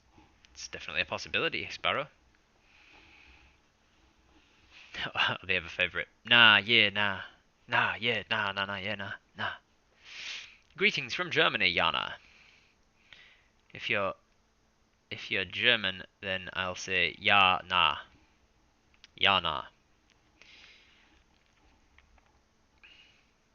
Woken by what exactly? Good question, Excision. Why would you want all of them awake? Can we telepathically communicate with Mel in some way? No, we can't. Maybe we can work on that. Maybe we can find a spell that'll let us do that, but no, not intrinsically. The hostage is quite far away from the camp. It's well over 100 feet away from the camp and hidden, tied to a tree. If the goblin's facing away from us, sneak up behind him, jump him, and pull him into the shadows while keeping him quiet. If not facing away, sneak around so he's behind us, and then try and interrogate him. Alright, so this goblin is currently facing away from us, because we are up... Oops, I'm trying to move you on my wrong screen here. So we're over here, and the goblin's over here, but facing in this direction, and just starting to walk towards this fire. So we can now close the distance, try and grab him, and then drag him over here into these tents, or drag him all the way back here into these shadows or something. That's what we've decided. That's what the part of the brain that takes control decides anyway. It's like jalapeno, but J is Y.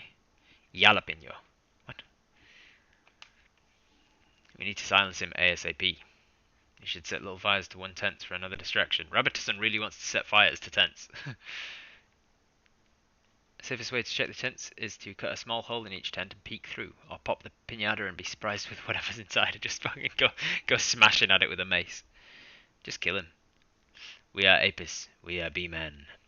Alright, so first things first, let's make a stealth check and see if we beat that goblin's passive perception.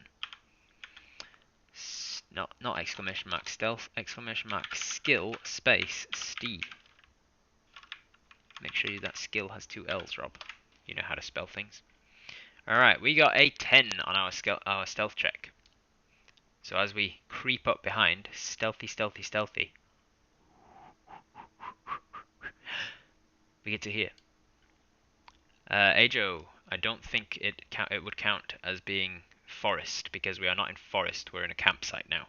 We're leaving the trees and entering the clearing where we can't be stealthy like behind trees and things. So we're just out in the open effectively.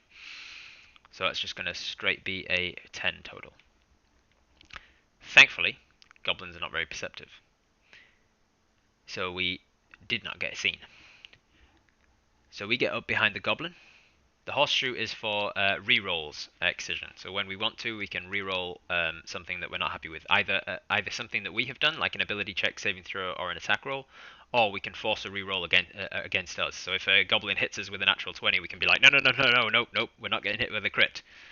We'll get rid of that. Inspiration basically does the same thing, but only for us. We can't make them re-roll something with inspiration. So the horseshoe is slightly more powerful than the inspiration. Alright, so we creep up behind them, and just to make sure I got the wording right, Miss Bowman said, sneak up behind him, jump him, pull him into the shadows whilst keeping him quiet. So the next thing we're going to do is a grapple check. And how grapple checks work in D&D is that the person instigating the grapple makes an athletics check, and the person resisting the grapple makes an acrobatics check or an athletics check, their choice. Because athletics to just muscular break the grapple, or acrobatics to be like slip out of the grapple using your flexibility and things. Horseshoes for a redo in case we slip and fall on our own sword. Yeah.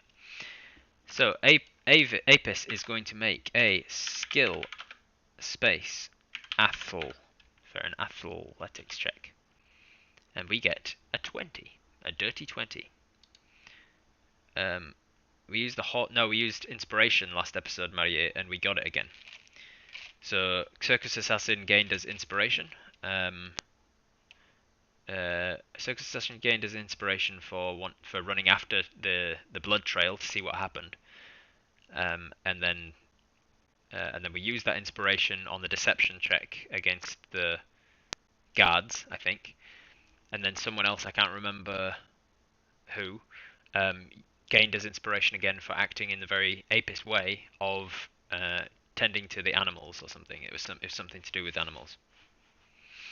We got it. Don't worry. I'm trying to keep a track of it. But thank you for letting me know in case I do mess something up. Alright, so 20 versus what they get.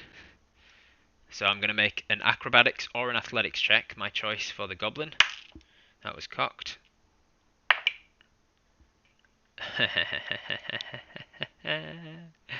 Oh dear.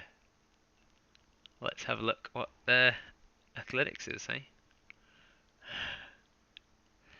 Let me put it this way. Let's hope it's a negative number. Goblin. Bio and info. Where is the goblin's information? Why can I not see goblin and I'm looking in the wrong thing. Why would it be two different goblin entries that you have to search for the right one? What a stupid system. Like, who designs Roll20? It's got so many issues. Oh, make that 3. Apparently there's 3 different sources of like, that's the proficiency of goblin that I'm looking for. I just want the goblin stat block. How hard is it to find? Alright. Basically, we got a nat 20 for the goblin. I'm going to say that because he didn't know it was coming, I'm going to give him advantage on it. Disadvantage, sorry. You snuck up behind him, you beat him on stealth, and so you're basically just trying to grab a hold and shove a hand over his mouth so he can't scream.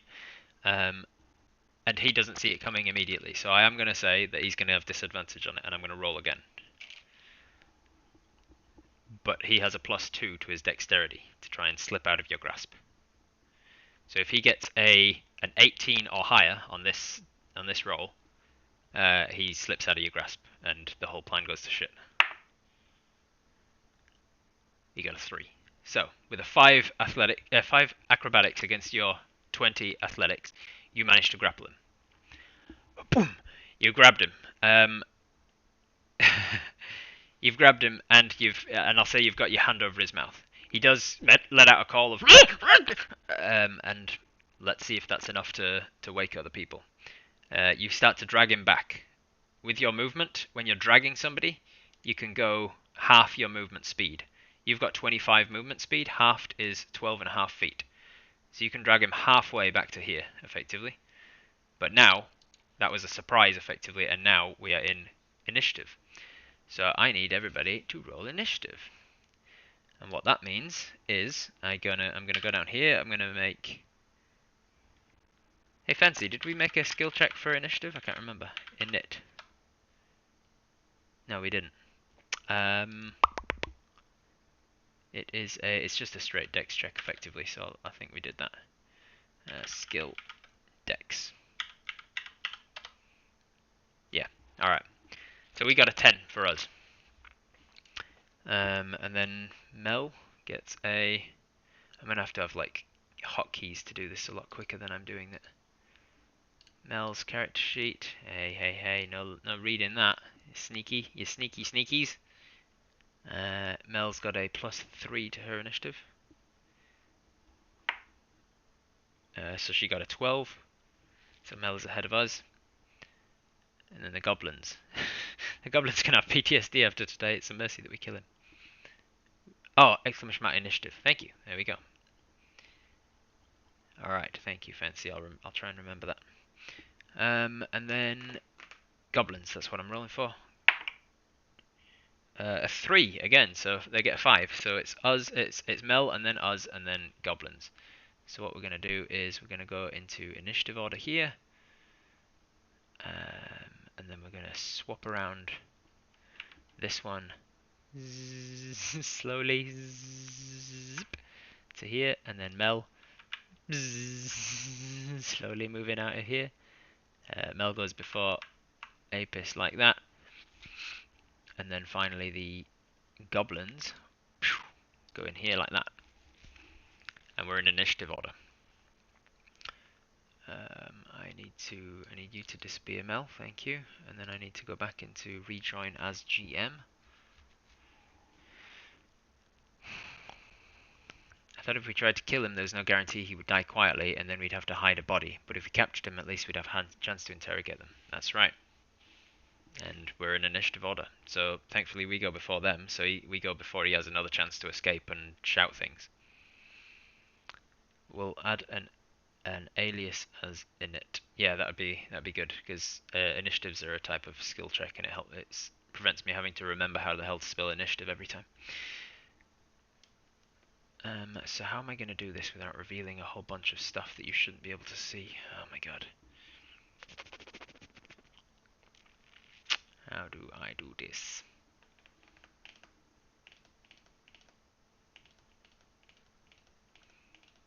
Mel is fast, that's right. So if I zoom right in like so, and then I keep watch of your thing here, your screen, the thing that you can see versus the thing that I can see, then I can move this guy.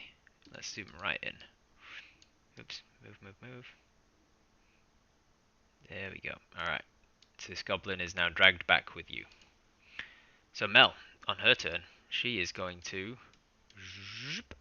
She's going to fly down and sting this dude. Is she? Actually, no, she doesn't know that you're... Let's see. No, she doesn't know that you're doing anything right now, so she's just gonna stay where she is. Stare in the eyes as the soul leaves the body. No, Mel does not know that you have started something yet. She hasn't heard the goblin call out. This goblin has given up on Mel and is walking back, as I was explaining, as I was sort of describing before. So he's probably gotten to about here at this stage. So Mel just takes the turn to...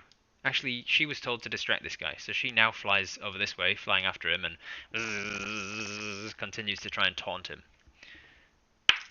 So that was cocked.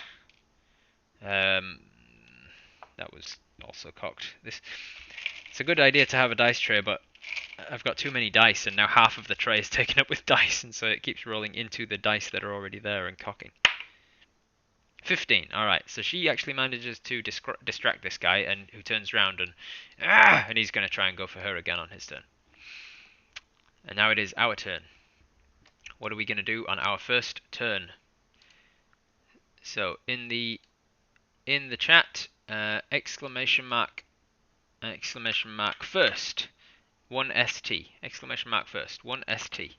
If you want the chance to decide for everybody what Apis does on the very first turn of combat, now that one goblin is very much aware of you and is grappled by you and trying to get away. Have a shot every time Rob says buzz.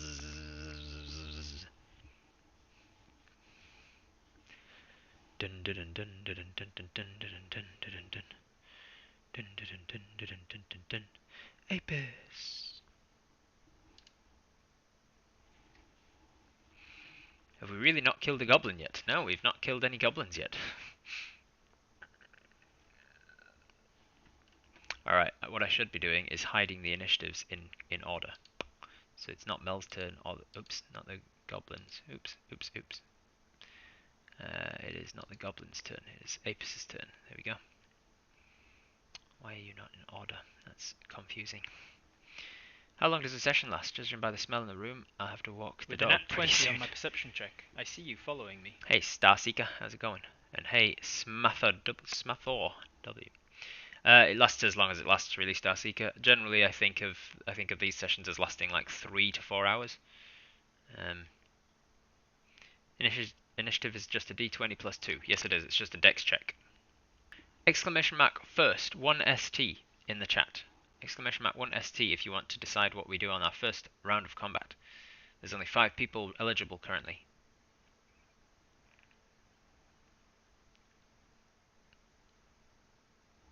You're deciding for the very first round of combat. So if you're just joining us, or you're nipped away for a second, Apis has just snuck into a goblin camp, grabbed a very tired goblin who was like looking around and saying something in goblin, and then you run up behind, grab them by the mouth, and started dragging them away back into the shadows. And that kicked off initiative. Thankfully, you beat the goblin on initiative, so you got a second round to do something with them. And that's what we're deciding now. If you want to be the first one, if you want to decide what the first turn for Apis is going to be, you got to type exclamation mark 1 ST in the chat. Exclamation mark first. 5, 4, 3, 2, 1, and roll. Wraith 85. You get the choice of what we do on our combat. Please acknowledge that you have heard that, so that I don't have to wait around waiting for somebody who's not actually here. Someone lurking. Mel dive bomb stings the distracted one, and Apis snaps this guy's neck and then runs. Alright. So, Wraith, Wraith, you can't control Mel. You can tell me what Apis asks Mel to do, but ultimately I control Mel. Shit's getting dicey. Fair enough. Wraith's the one who wanted to burn the whole camp down. All right. So you tell Apis starts running back with this guy, and he's wriggling and jiggling and trying to get out. And something in Apis's mind says, if I let this guy go, all he has to do is make the slightest scream, and then everybody in all of these tents comes out, no matter like whether there's goblins or hobgoblins or bugbears. Maybe there's wolves. God knows who's in these. I have no idea what's in these, and I will die if I don't deal with this guy right now. Something in your brain says, I hate to do it, but I'm gonna have to try. And so we're gonna make an athletics check to try and kill this one. So that's what we're gonna do. We're gonna try and snap this guy's neck and drop him to the ground. So exclamation mark skill athletics. It's going to be an athletics check. Grappling. Does grappling have him? We've already got him by the head. All we have to do really is twist. So would we get any sort of advantage on this? No, I don't think there's an advantage on this. I think it's just a straight sort of attack roll. Alright, skill athletics check. That is going to be a 10. We only rolled a 7 plus 3. Do we want to use Inspiration or Horseshoe to see if we can get any higher? Or do we want to leave it hoping that 10 will be enough? This guy's struggling and we... Inspiration, go for the tonsils. If enough people say Inspiration or Horseshoe, I will do so. We voted Inspiration a couple times, a couple of inspirations. How should I work Inspiration in future? Like, should I make it a poll? Because I can set up commonly used polls so that hopefully I can just click into it pretty quickly. 10 isn't a lot. A lot of people say an inspiration. First kill should be a definite, so we want inspiration, inspiration, inspiration. All right, so we'll say inspiration for now. Everybody seems to be on board with it. Nobody's saying don't use it, so we're going to be all right with that. But I will add to my to-do list to set up a poll in future for should we use inspiration? Should we use inspiration poll? Alright. If we're already in position and he tried to twist against our grab to get away, wouldn't that make it easier to snap? Well, we'll find out. So we are going to use that inspiration. Pink, that is used. Yeah, it basically gives us advantage on a roll, MG Lind. Or M Glind, I don't know which it is. And we're going to re-roll that athletics check effectively. Nope, skill first. Skill, athletics. Nope, that's an S. Jeez, Rob. Skill, a 22 is much higher. A 19 plus 3. So with a 22, we managed to crack this guy's neck. I'm going to see how much damage it does.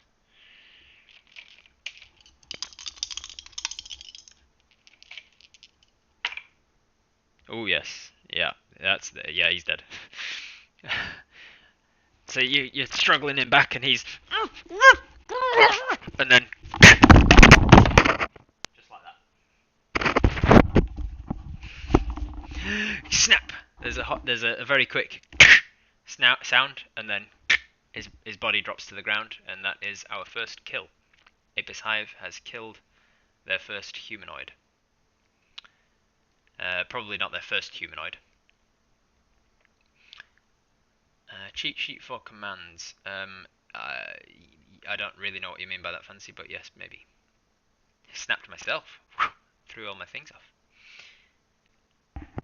The neck cracked. What are you checking damage for? I'm checking to see if it actually is enough to kill somebody, because you can't just outright straight up kill in that way. It might have incapacitated him, or it might have paralyzed him, but not actually killed straight up. So he might still be able to shout or something like that. But no, the damage was enough to straight up kill him anyway. Yeah, so I imagined Apis in their backstory has been a ranger for a while. They've probably come across evil bandits and things that have tried to steal many of that. So they've possibly killed humanoids in the past. Um, but no, this is the first one on camera, at least the first one in the actual campaign. This goblin is dead. So that was our action. I will do if I god damn, this is another reason I hate Roll20. Look at this, right? I'm trying to turn this goblin sideways, right? And so like Apis, I'm trying to grab a hold of this little thing so that I can twist you and turn you and put him sideways to show that he's like prone. But when I click on it, this fucking bubble pops up above the damn thing that I'm trying to click on, and it doesn't even like who designs that? Who codes that? So what I have to do is I have to zoom out far enough that I can kind of grab it and then turn it. And then I put a little skull and crossbones on there or something to say that he's dead. All right. That is Apis's I can relate to Roll20 rage. It's got so many flaws, and not only has it got like I can get over like flaws in a system, like like coding's exceptionally hard, I'm sure, and it's got a lot of bug errors and stuff. But the problem is, whenever you search for something about this, like, oh, is there a way around that? Is that an issue? You find a forum where the issue was logged like 6 years ago, and everybody has just been commenting, being like, yep, bump this up. Yeah, this is an issue. This is an issue. This needs to be fixed. And for like 6 years, tiny little errors like that haven't been fixed. And you're like, does anybody using Roll20 actually care? Shh. Stroke Rob's hair. Shh. Someone worked hard on that. Not hard enough, Kermit. Alright. So, Apis has killed this one as their action. They've got movement. They've got a bonus action. I don't think there's anything that we can do as a bonus action as a first level ranger. But we've got movement. Do we want to move back? Who had the turn? It was Wraith, wasn't it? So Wraith, you have the initiative. You can choose where are we going from here. There are tents to the left of you, tents to the right. One of the big tents is off to your right, over here. One of the small sort of circular-ish tents is behind you. Another one off here, and two more over here. Can we use the bonus to carry the body out of the open area? Yeah, you can continue holding it. Right, it says moves to safety. All right, so you will continue to drag you and this guy. You've got your movement, which is 25 feet, so about half your movement is 12 and a half-ish. So you get to roughly there or so by the end of your turn. I'll say you get a little bit further because this guy's not resisting you at all. So there you go. You managed to get to just outside of these two tents, and you just hope as you're squeezing between them, you just hope that there's no goblins inside it. All right. So now it is the goblin's turn. That goblin, thankfully for you, did not get the chance to alert anyone to your presence. But this goblin, boop, boop, boop, boop, there we go. But this goblin over yonder, this guy, is now getting distracted by Mel again, and he's going to try and take a shot at Mel.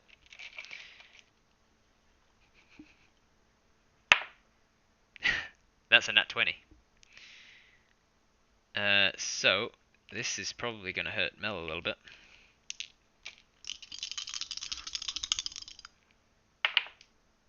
Thankfully I rolled like ass on the actual damage. So that is a 1 and a 2, so that is going to be 1, 2, 3 plus 2 is 5. 5 points of piercing damage. She is pretty high, but he started to walk away, and the last instruction you gave her was distract that guy. And so she comes after him again, and bzzz, and then he turns around and fires off an arrow at her, and she takes 5 points of damage. Horseshoe can work on attack rolls against us, not on attack rolls against your ally. Horseshoe can roll on things that Apis rolls, or things that inspiration. I did say that I was kind of gonna let that fly though, didn't I? I'm still in two minds about it because she's kind of your companion, but she's kind of just her separate thing as well. I feel like I should be controlling Mel's actions, and in that sense, I should also be controlling. Like you shouldn't be allowed to use your inspiration against her, the horseshoe. So no, I'm gonna make the rule now that no, you can't use your horseshoe on Mel. You can use it on yourself only. I have made that ruling now. Even if it flip-flopped on my previous ruling, it just feels the more understandable one. So she takes 5 points of piercing damage. She is wounded from that, meaning she's showing signs of being below half health. It strikes through like a big portion of her abdomen, but she's not dead. She's still alive. She and takes to the skies. She gets even higher, and then starts to go back this way. And now she's well and truly out of his range. She's too high for him now, but also potentially no longer distracting him. Alright, that is the Goblin's turn. On his turn as his action, he's going to continue after her. Sorry, his action was to fire. His movement is to continue after her, so he gets right below her, but she's now like way up in the air, maybe like a couple of 100 feet in the air, just completely out of his range from his bow. But he's just waiting there, waiting for her to come down. He's got an arrow knocked, and he's just like waiting. But at least he's distracted, guys. At least that worked, right? So now it is Mel's turn. Is she going to attack him? What does she do on her turn? What does she do? Let me think. London Euphoria is buzzed to be here. She is feeling like she doesn't want to attack this guy that could attack her. She could get to him. She could definitely get to him and try sting him. And if she did sting him, he would probably die because she's got a pretty powerful sting. But at the risk of him shooting her and her dying, I think she's still got kind of an animalistic nature to her. She's still using the animal instinct for survival, and so she just backs out of this plan, and just uses 50 feet of movement to go straight over this way, and then she uses the dash action on her turn to go another 50 feet straight as the bee flies over this direction, and she just bolts 100 feet away from him, and also like a couple of 100 feet up. So she just tries to get out of there. He wasn't within melee of her, so no opportunity attacks. He was below her. So that's her turn. It is now Apis' turn. Alright, so let's go with back into this thing and go exclamation mark turn. Exclamation mark turn, T-U-R-N, if you want to decide what Apis' second turn should be. Void's Pawn 89, I want to stay longer, but almost 5 AM. Definitely be back for more. Well, thank you for popping in. Hopefully you heard me earlier when I said that it alternates usually between a good time for you and a good time for the rest of the world. I try to keep it at good times for somebody so that everybody can join at least for one episode. So hopefully it's at a better time for you next time we do this. There won't be a Twitch Tales next week, but or the week after potentially. But after the week after that, we'll be back for episode 4. Where was I? What was I talking about? So this goblin. Oh yeah, I need to turn. It's Apis' initiative now.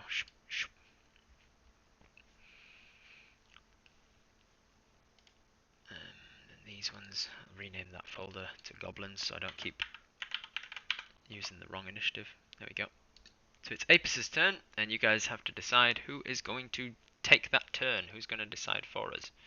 As far as we know, we've just taken out one of the only goblins that was aware of our presence. There is another goblin that's being distracted up in the woods up here. We know that much. We don't know that Mel has just been shot because we don't have any sort of telepathy with Mel. Not yet. Maybe that's a thing we can look into developing if that's something we wanted.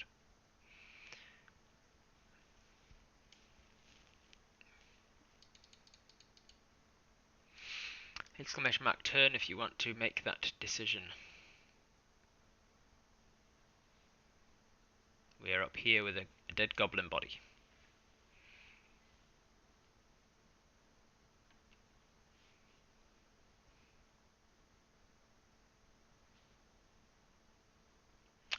No, spam filter's not turned on, Maria, but don't worry about it.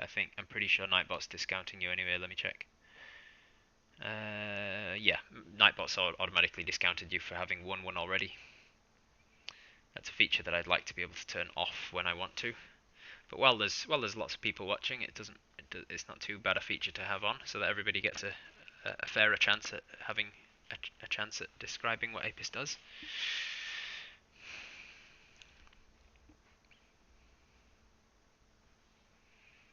Alright, 3, 2, 1.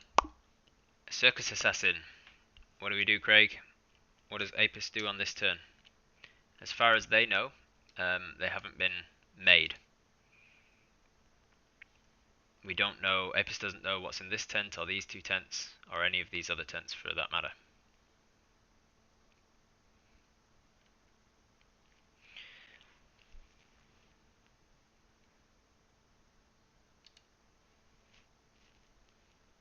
How do I want to do this? Do I need... I feel like I need to work out a way of me having a DM screen effectively. I wonder if I can... Actually, maybe I can try that right now. Let's see.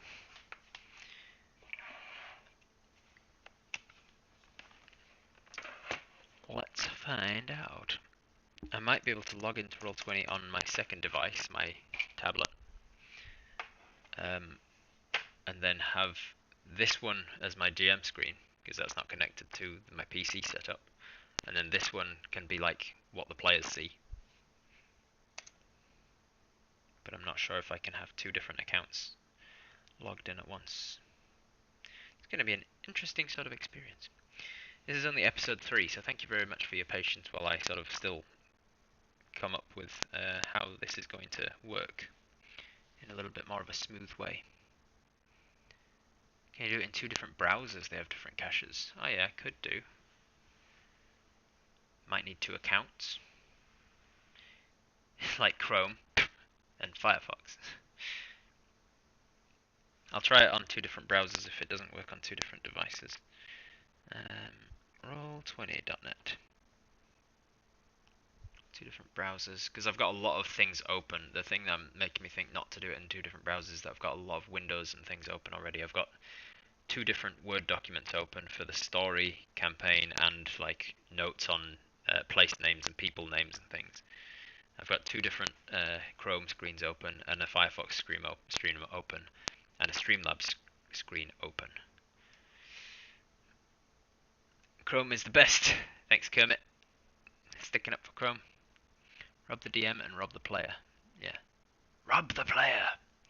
Rob the DM. Mug the DM. Oop, crap. What did I do? Ah, that's another thing that happens with this stupid thing. I've got a button on the side of my mouse that's like a back button, and I always click it accidentally. I've never once clicked it intentionally, because why the hell would I need that button ever? Waves an Edge browser flag. Oh god, Mac. Oh no. Edge. Blech.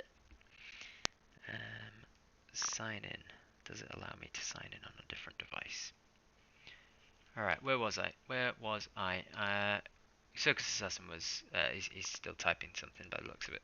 So we're still waiting on that, that's good. Twitch Tales. Woohoo. Launch the game and doobie doobie Twitch Tales. Woohoo. Roll20. Oh, so far so good. So far so good. If I rejoin this as a player now.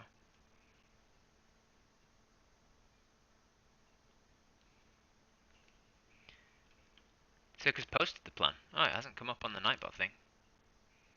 So the Nightbot says when it chooses somebody, it turns to their page effectively, gives me their profile pic and a name, and then from that point on, it gives me everything that they post, every message they post. And the only message that they've that Circus Assassin has posted, apparently, since getting selected was "Got it, Robert. Rob hype, Rob hype." Weird. It's not accepting your. Anyway, there we go. Thinking quickly, Apis drops the body across the door of the closest tent. That way, if more goblins come out, they trip over, and then they head to the camp and look back in, waiting to see if the alarm has been raised. Heads to the edge of the camp and looks back in. All right. Thinking quickly. Indeed. So, here's the test to see if you can see things. You cannot see inside that tent. You cannot see inside any of these tents. That's so far so good. And then if I go down to my tablet, I can still control things. Haha. And if I move this goblin, does it move for you, player? It does. Haha. Alright, we've got a workaround. Apis drops the goblin prone outside of this tent here. And then moves to the edge of the camp here. And then looks into the edge of into the camp and watches and waits. Whoa, that's too far out. Watches and waits to see if any alarm has been raised. What they see is, after a few moments, the tent to this one, the entrance to this tent opens. The flaps go pushing back. It's one of those sort of almost circular tents. And out of it comes... sorry. Come on. Oh, okay, Roll20's just stopped responding, because that's always good.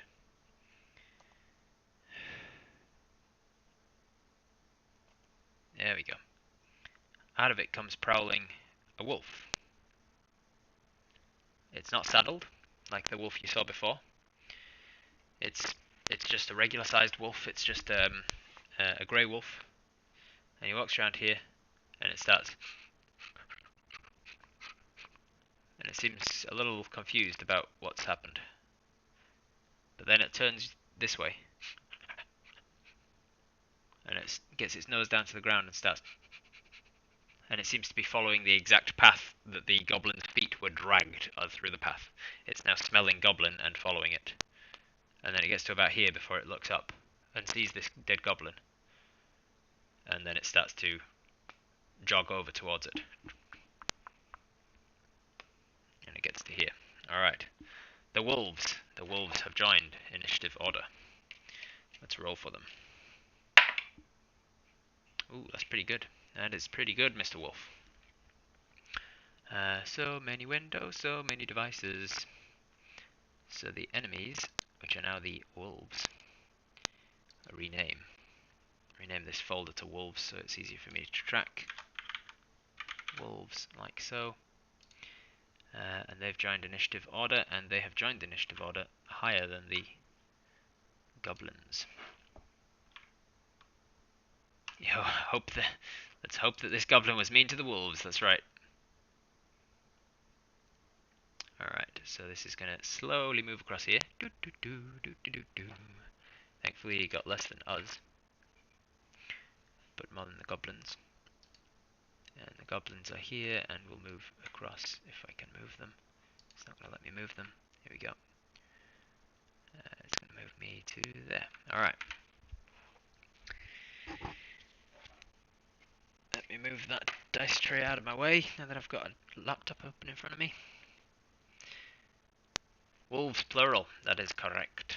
The wolves have taken a place in the initiative order. So, Apis has hidden over this way, looking out for what's coming, and the wolf walks over here. And then as it gets to the goblin, it sort of sits and goes,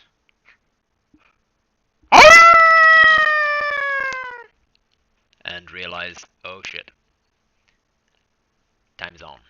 Alright, so that was Apis's turn, and I'll say that was the wolf's turn. It kind of coincidentally that they came back to back like that. So Apis walked out and just used their turn to hide in the shadows and watch. And then the wolves used their turn to hide in the shadows and watch. And now it is the Goblin's turn. And technically speaking, let's turn off the wolves. Let's turn off Mel. And technically speaking, the Goblin boss is now in initiative order as well. So let's see where they go. Goblin boss, Goblin boss. Goblin boss, Goblin boss.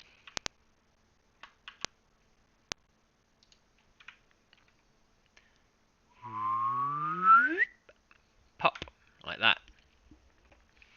Fuck, that scared me. Shit just hit the fan, folks. The wolf has alerted the situation, but at least you've incapacitated 2 of the however many goblins there are. Did Mel hear that howl? Yes, everyone within a 100 feet or so, maybe 200 feet or so, would have heard that howl. At least. So, where are we? That was that. With Now an it at will 20 be on my perception check, I see you following me. Yonyora. I see you there, Yonyora. Thank you for the follow. It would now be the Goblin boss's turn. I will rename that, because that's going to be harder to... Come on, you bloody... There we go. Goblin boss. Goblin booze. The Goblin boss. You hear from movement. After the howl happens, you hear movement from inside this tent. The one that you are hiding behind. It sounds like the creaking of springs. And then...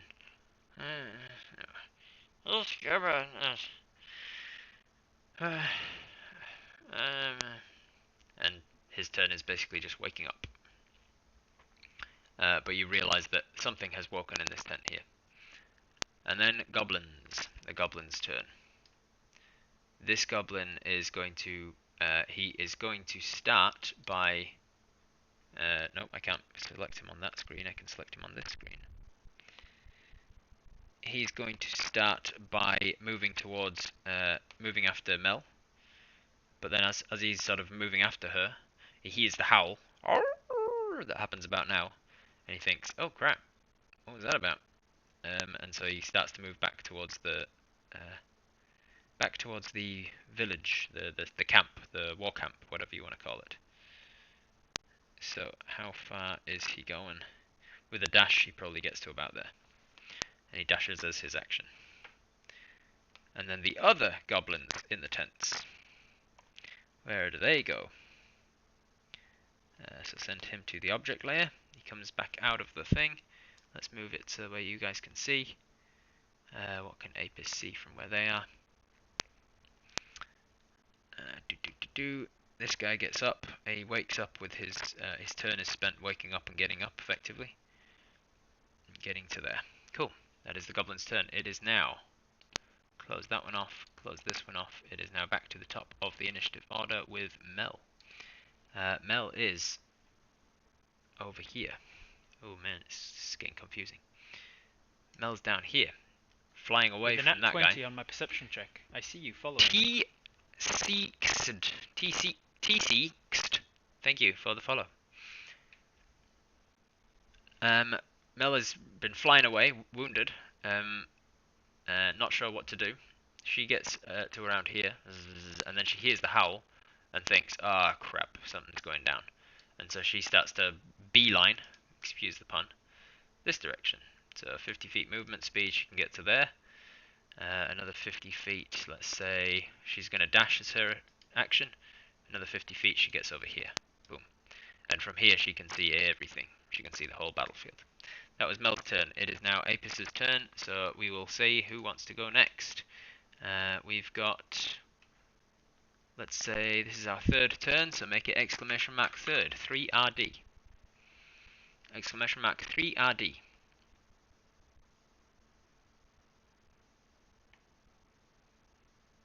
Hey, I heart Twitch thoughts. That's a very sexual name of yours. What up? A professional GM/DM is what? It's someone who makes a living through, or someone who makes money through dungeon mastering / games mastering. I'm a professional dungeon master. I make a living doing it.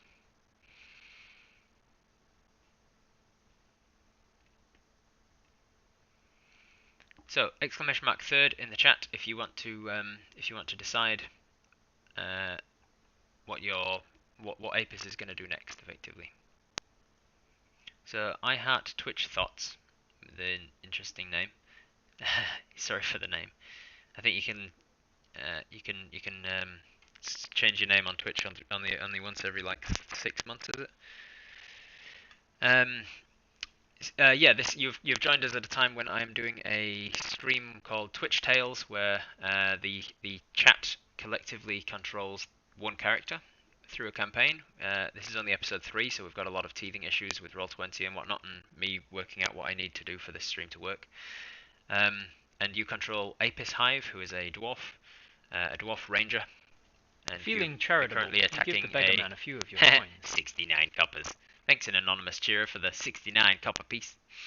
We're currently attacking a goblin camp, and we're trying to do so stealthily. We managed to incapacitate a goblin way down here and tie them to a tree, still alive. We managed to distract a goblin up here by our companion, which is a giant bee. And then we managed to snap the neck of a goblin over here. But then a wolf was alerted to the crack and came out of the tent to investigate the interesting smells in town, in the camp, and discovered the dead body of the goblin, and let out a howl, alerting everybody. So now we are in full initiative mode. Exclamation mark 3RD if you want to decide what you do on the third round of the chat, the round of combat. 3, 2, 1, and Banana Champion gets to decide. Banana Champion, if you are here, please acknowledge that you've heard in the chat. You are in this thing, and you say run. All right, we are going to make a bolt for it. It seems. So Banana Champion decides that that it is not worth sticking around to fight, and so they see this wolf over here, and they go, "Let's get the hell out of here." So Banana Champion, are we running in this direction or in this direction? Or just directly away from camp in the northerly direction? That is obviously off of the map here. Mel is to our south, over the south end of camp. We know that there's a distracted goblin over in the west of camp. And we know that there's a whole bunch of tents in the east of camp. In the northwesterly kind of direction, in this sort of direction. Should we try and sneak away and run and not care about staying hidden? That's a good question, Banana. Are we going to... this system that we're using is based on 5e, 5th edition Dungeons & Dragons, and we're using Roll20.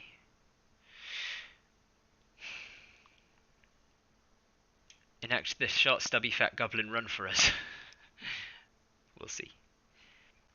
We could probably handle one wolf. We do have to tell you guys, to remind you guys, anyone who's just popped along, this is our general stats and our skills. We are proficient in animal handling. We can speak Sylvan, which is a language that a lot of animals will understand, even if they don't speak it directly. They can understand. They're more likely to understand your commands. So we are good with animals. But an animal that's been well trained as a battle animal, maybe not. So you don't really know what this wolf's situation is, whether it's particularly loyal to the goblins or not. As you say, as somebody said, the goblins might have mistreated these wolves. Who knows?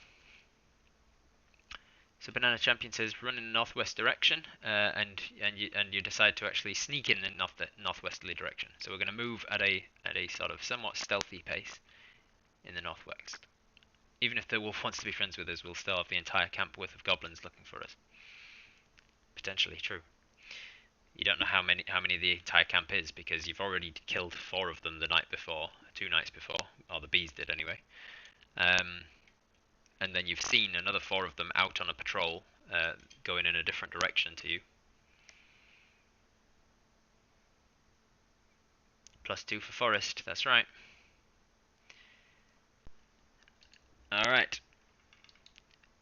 To get the wolf on our side would be a hell of a risk to get our butt out of here. Alright, so Banana Champion decides for Apis that they are going to try and stealth away. So I'm going to do a skill check, skill stealth in the chat. And we get a 15 total. We run off. Basically we use our movement, which is 25 feet, to get in the... I can't can't really take you in a northwest direction because that's off the map. But we'll go back. There we go. I'll go back a few feet and we'll remember that we're actually a few feet north of where we are because I can't really take us off the map. You use your movement to get Feeling there. charitable, You you use give the action beggar man to a few stealth. of your coins. Thank you for the 50 copper tip. I appreciate that. Show the dwarf running. Alright. So, because of the 50 tip. There we go.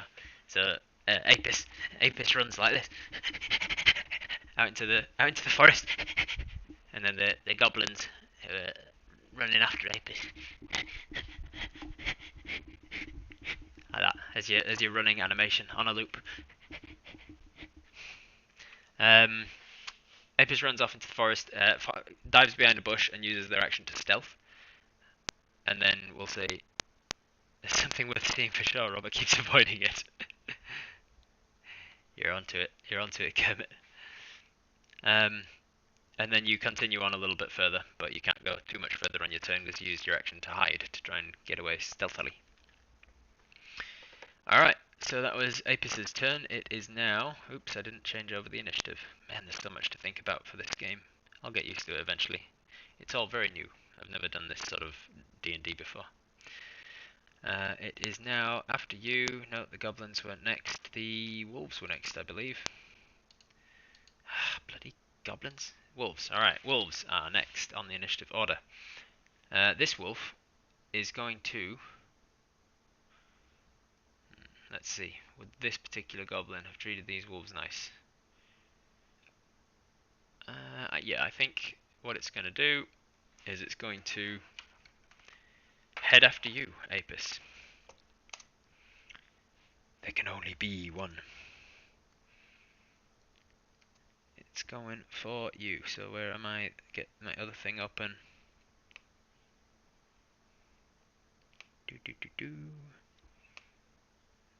It's gonna go. Oops. Close, you bugger, close. It's gonna go this way. How much movement can it do? So from where it is to the direction you were running, it's got another 15. Ooh boy. So it's getting to here. Because it's a wolf and it's got a lot of movement. Because of forest, yes, you are trying to hide in the forest, so instead of 15 it's a 17. And so the wolf will run after you. It gets there with its movement. You can see that, right? Maybe it's better if I zoom in at this point so you can see a little better. The wolf's running after you. It's not within melee of you, so it uses its action to try and see you, try and find out where you are. Because a wolf has a feature called Keen Sense, it means that it has advantage on perception checks when smelling somebody out. So I'm going to roll twice, take the higher of the two numbers. The first one was a 7, the next one was an 11. And a wolf's perception is... not a 6, is it? It's not going to be a 6. Perception plus 3. So even with advantage, it's a 14. And so the wolf... it runs over into your area. And it seems to be temporarily lost as to where you are. But you are currently like hidden in a bush, like maybe 15 feet away from it. Then the other wolf is going to wake up as its turn, effectively. It was asleep, so it doesn't really get much more than a surprise round. I'm going to send that to the object layer, and then it's gonna come prowling out of its tent. Some more prowling around here, and that is the wolf's turn. Then it's going to be the goblin boss turn. The goblin boss woke up on his last turn, and he's interested to know why the wolf was howling. So what is he going to do on his turn? He comes out of his tent, groggily. Please go. You hear some voices off towards the camp, and then you hear the flap of a tent open and close. Alright, and then that's the goblin boss's turn done. It is now the goblins, regular goblins, of which there are... Let's see. Of which there are... this guy comes to the tent, and he uses his movement to go to here. How many is that? Oh, a new adventurer joins the A team. new adventurer joins the team. Hey J Dream Day, thank you for the subscription. It was off your own bat, and it was the second month of it. I appreciate that support. So the goblin uses his movement to get there, and he's not sure what the howl was about, but he looks around. He's got no reason to believe any foul doing, because from where he is, he can't see this dead goblin up here. Thankfully, 30 movement wasn't enough quite to get him into the clearing, so lucky for you. But he can see across to here, and he turns around. Well, sorry, not he doesn't turn around. He slings his short bow off of his shoulder, and gets an arrow out, and he starts to walk around. He's going to use his action to dash effectively and start to investigate the area. So let's go. Why are you not selecting him? Thank you. He's going to go around here, and let's see his passive perception versus her versus Mel's passive stealth. He sees her. So as he was walking, actually, he gets to here, and he sees this buzzing bee sitting in the tree, like right up here. And he goes, "Oh, You don't just get it with? and then you hear another voice. This guy is already get wood. That does, And then he continues on. Apparently he's dismissed that as the reason for the wolves to be howling. And then this guy over here, who was running after Mel, and then gave up and started running back towards the camp. He is going to continue to run towards the camp. You rolled pretty well on your stealth check, so he doesn't see you coming out at all. So he's going to use the dash action and get all the way around to about here. There we go. So now there's two goblins out like that. Alright. Now that was the goblin's turn. It is back to Mel's turn. What is Mel going to do? What is Mel going to do? Let me think. So she's wounded. She's on less than half her hit points from a single arrow strike. Granted, it was a critical. So she's going to, if she flies down and attacks this guy with her stinger, she could definitely make it to him in one round and make an attack. If she attacks, he could definitely kill him. But then she's within range of this guy shooting her back, and she's not going to do that. I don't think she's that stupid. So she is going to bzzz over here, which reveals for you guys that we've got a wolf and a goblin boss that's just walked out of this tent in front of you. She's going to head over here, and she's just going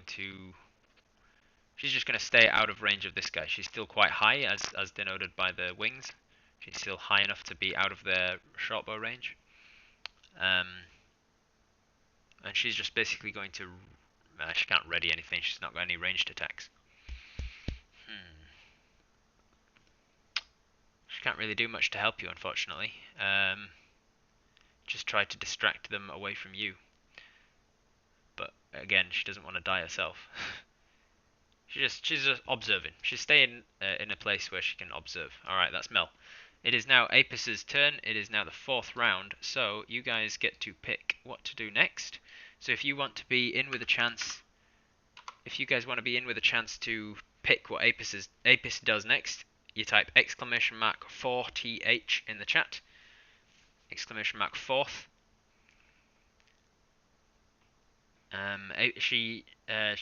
We don't know if Mel can see you or not. Mel is trying to make sure that you're still alive, but her first priority is to keep herself alive. So if you want to be in with a chance of picking what we do next, type !4th in the chat. 4th. With a nat 20 on my perception check, I see you following me.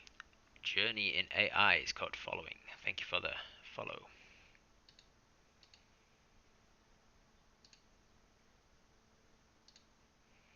Mel with her abilities.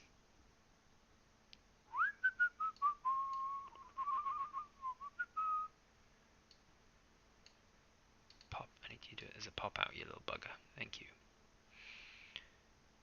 She doesn't have that one yet. Doop, doop, doop, doop. Adrenaline injection.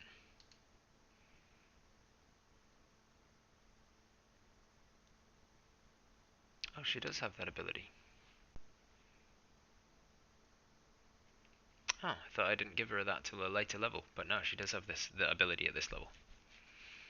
Rabbiterson. Funny you should say that. She does have that ability. I gave her ability to summon a swarm once per day, but I thought I gave her it at level 2, but apparently I gave her it at level 1. So there you go. So that's what she's going to do. Open the character sheet on the tablet if I can. Yeah, I'm going to try that in future. It's just the tablet's a lot harder to work with. Alright, so I trust everybody's had the chance to get involved now. So 1, 2, 3. Avon Exodus. Avon Exodus, you get the chance. Please acknowledge that you've heard that, so that I don't know, so that I know if I need to draw it again. But you get the chance to decide what Apis does next. I'll give you guys a bit of an overview of the thing. So Apis is up here. There's a wolf looking for you about 15 feet away. You've just heard the tent flaps open as another wolf and a goblin boss comes crawling out the front of it. There's a dead goblin over here that they're probably about to notice in a second or two. And there's 2 goblins on the field and a wounded bee companion up here.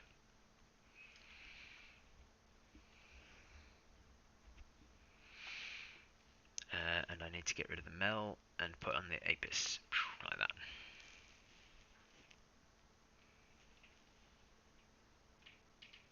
So, Avon With a nat 20 Exodus. on my perception check, I see you following me. I see you. Fastnu Mystic. Thank you, Fastnu Mystic, for the follow. Alright, so while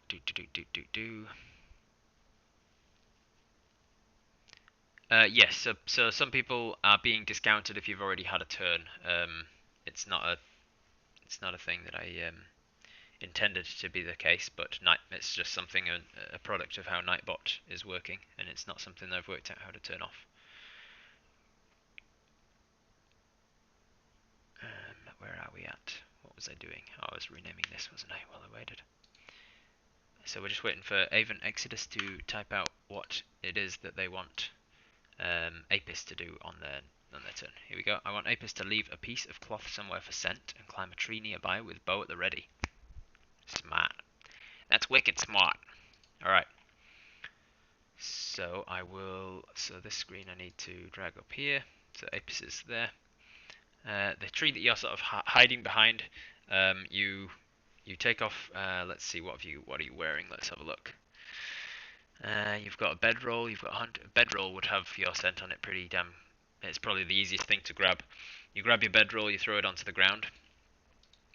So I will take the bedroll out just for now, and try and remember to put that on again later.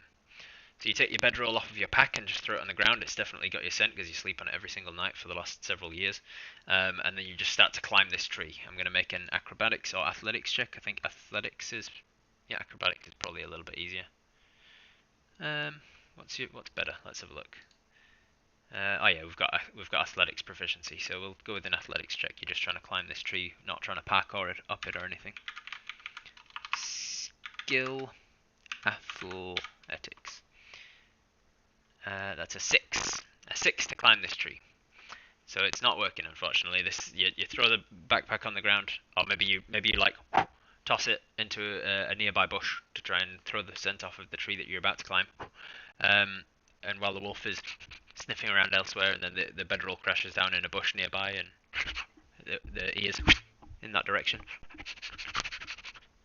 And then you turn around and try and grab up onto this thing. The first branch you grab snaps off, and then you kind of like scramble in Mowgli style, trying to get up this tree. It's not seeming to work, unfortunately. So unless we wanted to use that lucky horseshoe to re-roll it, you are not getting up into this tree.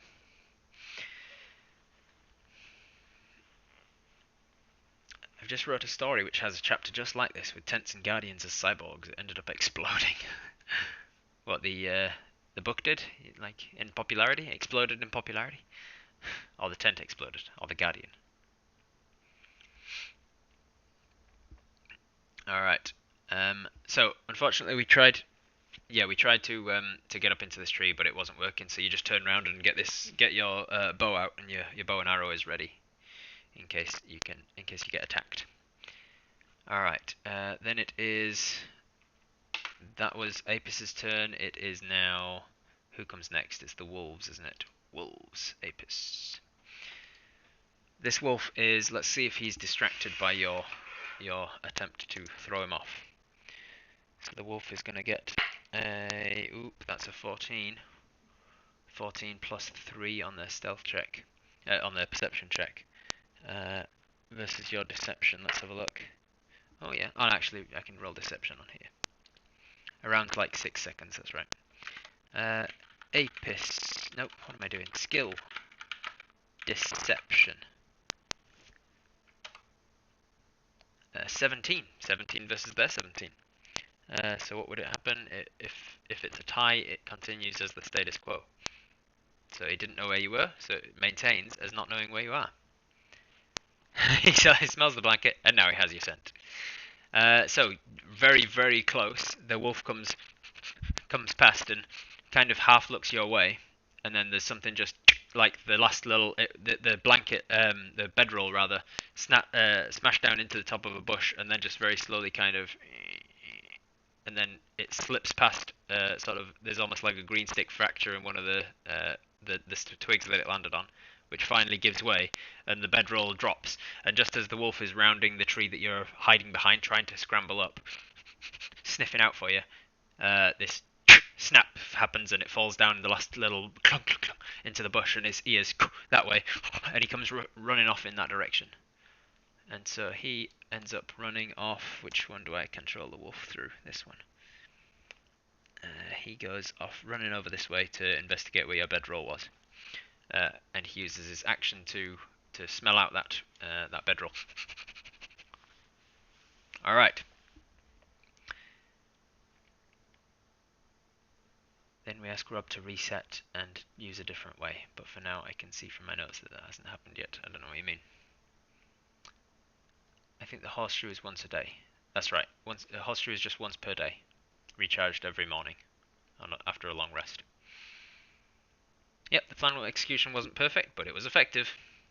The wolf didn't eat our face for one round. And then this wolf, it goes walking off in the direction of where the other wolf was, where it originally howled, and sniffing out where the wolf was. It's following the path of the wolf, and it runs off up here, and then and as it gets to this goblin, so it's found the trail, and with how much speed has it got? Let's have a look. It goes off down here to where the other wolf was, and then up here, so that's more than its speed, so it's going to have to dash. So as its action, it's going to dash, and then it's going to continue on in this general direction. Which one controls the wolf? This one. And he's going to continue up this way. So you've got two wolves coming after you, apparently, that seem to have caught your scent. Alright, so that was the wolf's turn. It is now the goblin boss' turn. The goblin boss is up. He is going to, let me think, put myself in his position. He's just woken up. Those howl. He comes to the front. He steps up, climbs up onto this tree stump here. And he looks around. And he starts to shout orders. He shouts an order at this guy. And then he turns around and...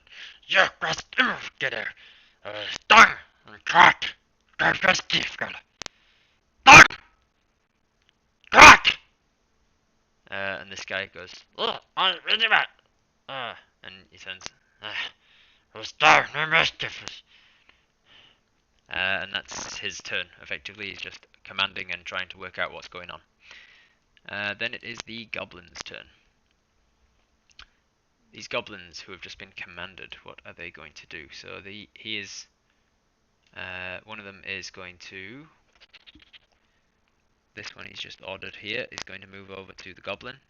He's just going to stand at the foot of this log, this tree stump. And then what is the other guy going to do? What would he command him to do? He would have shouted to him to stand next to him, come over, protect me. And then the other guy he tells to investigate the area and look for the missing guards. The missing guard. Because he still hasn't worked out that this guy's dead yet. Thankfully the goblins haven't noticed that yet, but the wolf has. Actually, the wolves howled at something. Would he be smart enough? Let's make an intelligence check for him. Would he be smart enough to work out? Yeah, he seems to have gestured off in that direction. So now this goblin is going to have to use his turn going this way. So he moves over this way, and then he uses a dash action to move over this way. And he doesn't get all the way to the goblin body, but he gets... Oh, sorry, you can't see that. My bad. He moves past the fire and all the way over this direction, and as he's getting there, he shouts back, and you hear, is it gonna crack? and he shouts back, where is it? Where's my cursor gone? He says, Nick! Pick it! Pick it! Pick it! Ugh. And that's his turn. Alright, that is the goblin's turn. It is back to Mel. Thankfully for her, they don't seem to be caring about a giant bee at the moment. They've got bigger issues, bigger fish to fry. So I think she sees her chance, perhaps. There is a wolf over there that's on its own, and a wolf, and you are up here, potentially being distracted, potentially being attacked by a wolf. So she's going to use her turn to move 50 feet this direction. It's right off the page, in fact. So she uses her turn to move 50 feet in this direction. She's not used the action yet, but she knows what she's going to do. She uses, as she flies, actually, what she's going to do is she's going to fly this way, and then when she gets to about here, she starts to use her once per day ability, which I have just learnt that I gave her, which is called Summon Swarms. So she starts to, and she starts to speak in Sylvan and a mixture of Sylvan and bee language, and then a lot of from all around, all in the bushes and everything. There's just a huge sort of swarm of biting insects, biting and stinging insects that start to just come out from the ground, up through the plants, out from trees and in cocoons and anywhere that they were hiding or resting. A bunch of insects from any sort of open ponds come around, mosquitoes and whatnot, and we get Mel's Militia. I want a better. This is just a picture of a swarm of bees, but I want a better token for that eventually. I was thinking maybe just a bunch of really cute bees, like pictures of Mel, but like tiny, and then thousands of them, something like that. Maybe, I don't know. So she summons swarms, and she can. I think I said within 30 feet of herself. Yeah, so she can summon swarms within an unoccupied space within 30 feet of her. The swarm uses the stat block of Mel's Militia, which improves as Mel levels up. Blah blah blah, blah blah blah, blah blah blah. Awesome. So within 30 feet, if she conjures it while she's flying, she can conjure it right on top of these guys. So she conjures a swarm of biting, stinging insects right on top of this goblin boss, and they all zzz out of the works, and then they start to swarm around above him, and he's still confused. He's having just woken up, and he's still looking around. And then they start to fly in, and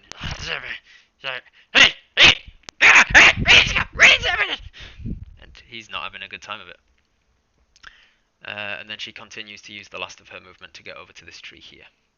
She's closer to protecting you in this way. The swarm on her turn can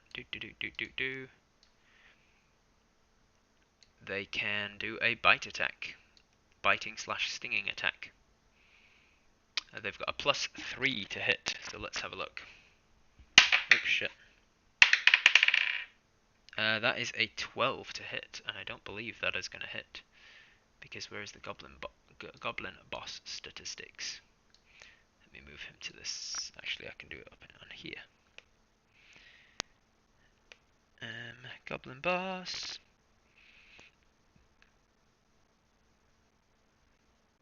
Yep, no, unfortunately. Oh no, he wouldn't have been wearing his armor because he's asleep. He was sleeping, so he's not wearing his armor, so his armor class is a 12. So 12 is just enough to hit. I got a 12. Alright, so so that is just enough to hit. He's going to take that much damage. One of them, where's another one? There it is. And 3, 2, 1. Ugh, rolled poorly, but every hit's a little bit. Alright, so he gets bitten and stung quite a lot, but he doesn't go down. That is Mel's turn, a pretty successful turn if I say so myself. Apis' turn. Alright. So, we are down to our 5th turn, our 5th round. What are we going to do? Exclamation mark 5th for the 5th round in combat, if that's something you want to try. Exclamation mark 5th if you want to have the chance to decide what Apis does on this 5th round of combat.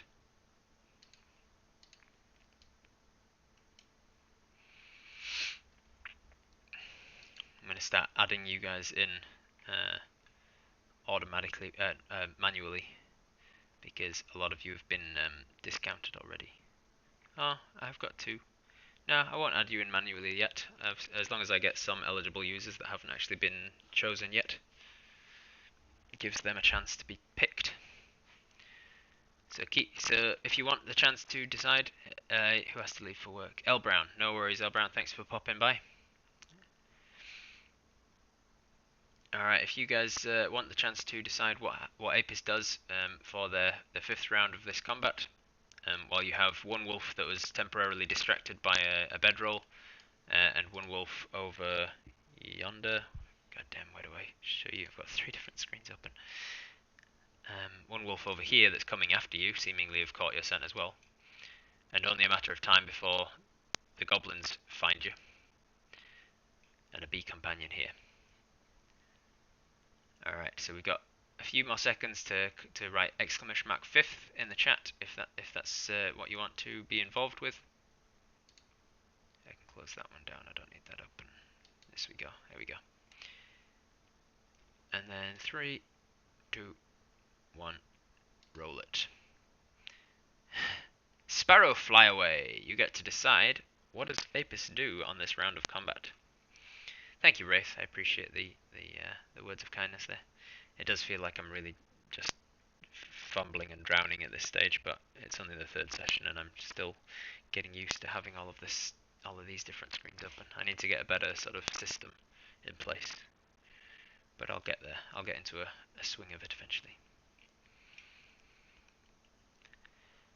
Alright, so Sparrow Flyway is thinking about it. Let's recap what's happening for anyone who's who's just appearing now. Anybody who's waking up or whatever, if this is your time zone. We're currently playing a game of D&D where Apis Hive is a hive mind controlled character. Effectively, they are a dwarf ranger outlander, and they are controlled by the chat. Each time we have to make a significant decision, I will ask the chat to decide, and then pick one of them at random. Oh, hurting those devices like a boss. So that's where we're at. We're currently in combat with some goblins / wolves. There are a couple of wolves over here. You can see them there and there. 1, 2 wolves, and they're approaching you, which is this little brown token that's just on the edge of the map here, hiding by the base of a tree. And then down here there is a goblin and a goblin boss hiding underneath the swarm of biting insects. Another goblin that's running over to investigate their dead friend, their dead comrade.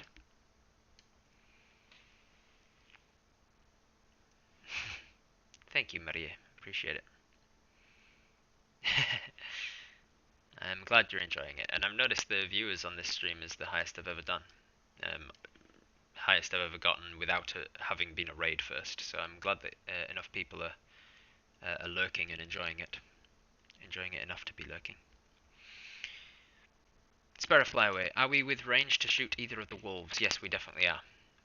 So how it works is that if you are hidden, which you currently are, you get advantage to attack something that doesn't see you. So you could attack one of those wolves with your bow with advantage, but doing so immediately gives away your position. You lose your hide effectively. Are the goblins and wolves friendly with one another? They certainly seem to be Journey in AI.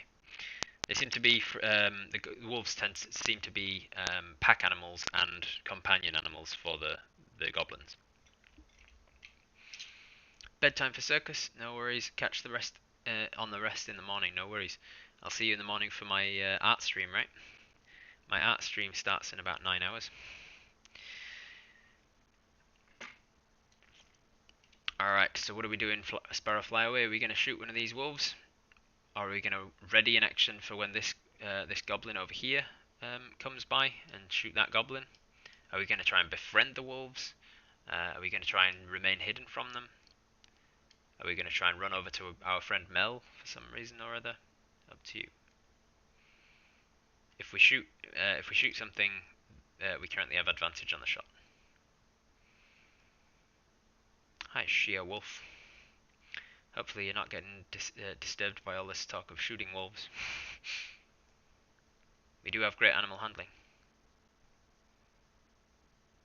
Lol, Rob equals busy bee. That's With right. a nat 20 on my perception check, I see you following me. I see you, TTV Abobber92. Thanks for the follow. Starlight, yes, thanks for reminding people, Fancy. In 2 weeks' time, I will be on Dreaded GM's channel as a player in one of his campaigns. I don't get to play very much, so I'm very excited. And Dreaded GM's an amazing GM. If you don't already know his work, you should. That's another D&D, another dungeon master that's fantastic at his job. You should go over and check his stream out.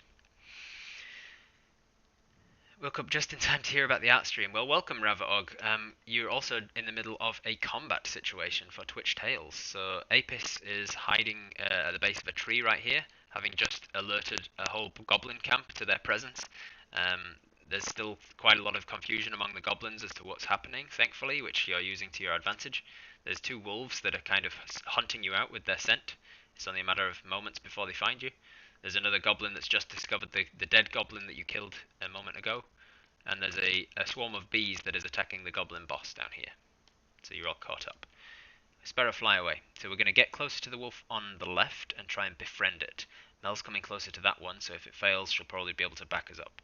Awesome chance, Sparrow Flyaway. And I'm going to say, because you didn't try and kill a wolf, and you could have attacked it with advantage and potentially killed it, and because you didn't kill a wolf, and one of Apis' one of their personality traits is that they will always try and help an animal in danger.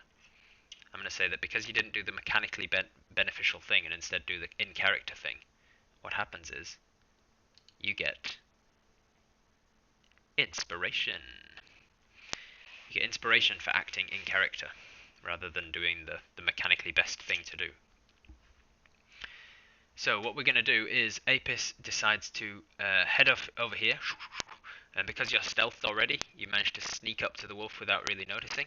And as you're sneaking, you're getting out some rations. You're getting out some dried jerky sort of things that you've gotten in your rations pack. And you as you walk, you open up the sort of paper, the starched paper, and you peel it back, and you can see that in the sort of bundle of rations, I think of them as like what do they call them in the military? One of those like meal in a pack kind of situations. Can't remember what they call them. But you open it up and it's kind of dried jerky wrapping around lots of like nuts and berries and like dried fruit, lots and lots of MRE. That's it. Yeah. I picture them kind of like that, a meal ready to eat. Yeah. You get them out ration pack and you sort of tear off a bunch of this jerky and you approach this wolf who's just finishing sniffing at your bedroll, and it's got your scent, and then it looks up and sees you coming and it bares its teeth at you, It's definitely an aggressive wolf towards you, but we're going to roll an animal handling check, and we're going to see if we can get closer to this dangerous wolf. Exclamation mark skill anim. We got a 17. Alright. Does it pertain to being in the forest? Do we get our bonus? Animal handling. I don't think you're using the forest. No. I'll allow it. Yeah, I'll say that it's easier to tame, it's easier to be friendly to a wolf that's in its own environment. You make sure to use the environment to your benefit, to never make it feel like it's cornered or anything. Make yourself look like you're more the cornered one. So as you come around this corner here, let me zoom in. Yeah, I'll say that as you come around this corner, you don't like get yourself to here, which would inevitably make this wolf feel like it was being backed into a corner, and would therefore make it more aggressive.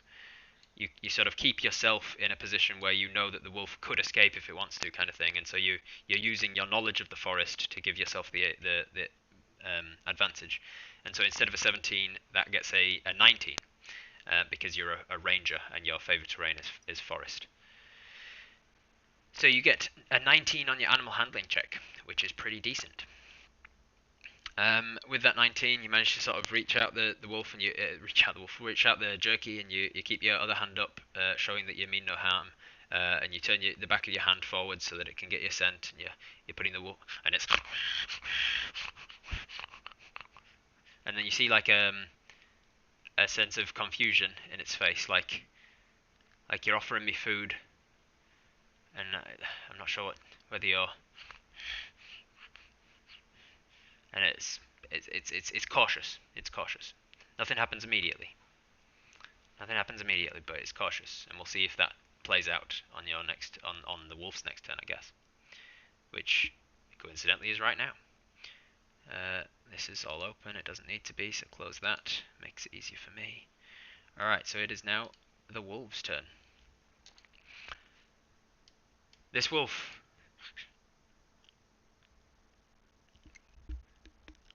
And it takes the jerky from your hand.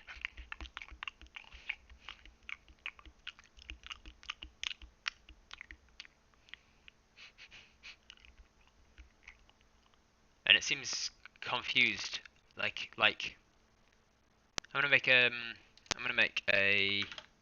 another animal handling or an insight check. No, animal handling makes sense.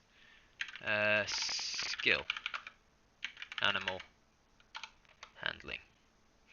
A 19 plus 2 from forest. 20. This one wouldn't make sense for the purposes of why I'm asking for it. It wouldn't make sense to add your plus 2. So with a 19 again, you can read the sort of body language of the wolf, and you know that as it took the jerky from your hand, it's used to sort of getting attacked at the same time, like it's getting mixed messages kind of thing. It's used to like a training technique where it gets a beat down as well as getting sort of rewarded, and it's not used to kindness, and so it takes it from you, but it's also staying cautious, and it's not sure what to do effectively. You gather from that this wolf is usually beaten in a very sort of ruthless training fashion by the goblins, but it does not attack you on its turn. Nor does it howl and give away its game at all. Now we've got this wolf over here, who is continuing towards you. So on its turn, it's going to move 40 feet in the general direction of where it smelt you. So 20 gets it to there, another 20 gets it to where you got to with the tree, just off of the range here. And so with its whole movement, it manages to get over to where you were standing with the tree. I can't select it on that screen, I have to juggle this screen. Here we go. Close that one down, I don't need that open. Shuffle up here. This wolf gets to just off screen effectively where you were standing before, at the base of that tree. And it uses its action to sniff you out. It's got advantage on the check, so that is a 10 or a 12. Technically, you are still hidden. You are still moving as stealthily as you were before, and you've done nothing to break your stealth yet. And you got a 17 way back when, and so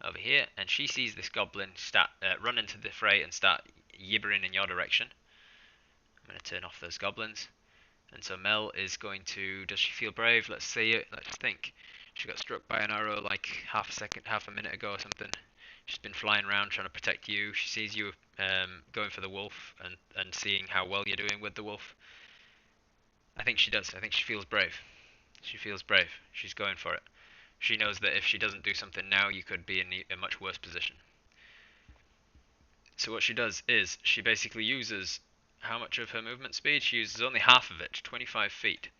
Half of her movement speed to go towards him, but also kind of just turns off her wings and just falls down towards him, plummeting. And as she plummets, out comes the sheathed stinger, which is probably about 20 centimeters long or so. And she just tries to slam right into his shoulder with it, Troy style. Brad Pitt and Troy, right through the shoulder. You seen that? Let's make an attack for her. Felagund, time for you to go. Rewatch later since you missed the first 3 hours. Have fun, everybody. Thanks for popping in, Felagund. I appreciate it. All right, let's roll it. What is her attack? I've got it up here somewhere. I tell you what, I probably should do. I'm going to add that to my to-do list. I'd probably be better just printing out Mel's stats because it'd be easier to reference without having to open up the tab and remember which screen it's on and stuff. If I just have it as an actual sheet in front of me. Print Mel's stats. Because I'll be able to print her and I'll be able to print the Mel's militia, as I've called them. She gets a sting attack with a... Oh, that's a miss. God damn it. That would have been super cool. Unfortunately, she misses with a 10. So she comes swiping down. She doesn't have any other chance of escaping, does she? Nope, and she's used her summon swarms. So she is unfortunately in a little bit of trouble now. But thankfully he was drawing a bow and arrow, so at least he's not got a melee weapon out. She could... Yeah, she's gonna use the last 25 feet of movement that she's got to take to the skies. Oh, but then he tries to shoot her. No, you're the threat. I think she's smart enough to know that he's probably going to go for you rather than her, especially since she's not really a threat to him as far as he knows. Alright, so she then takes to the skies again, 25 feet above him. As she leaves his melee range, he takes an attack of opportunity on her, but because he's only got a bow drawn, it's with an improvised weapon, and that's a 3 plus something. That's not going to work. So he takes just a half-assed swipe at this weird pig-sized bee that just dropped out of the sky on his head. And that is her turn done. It is now time for Apis.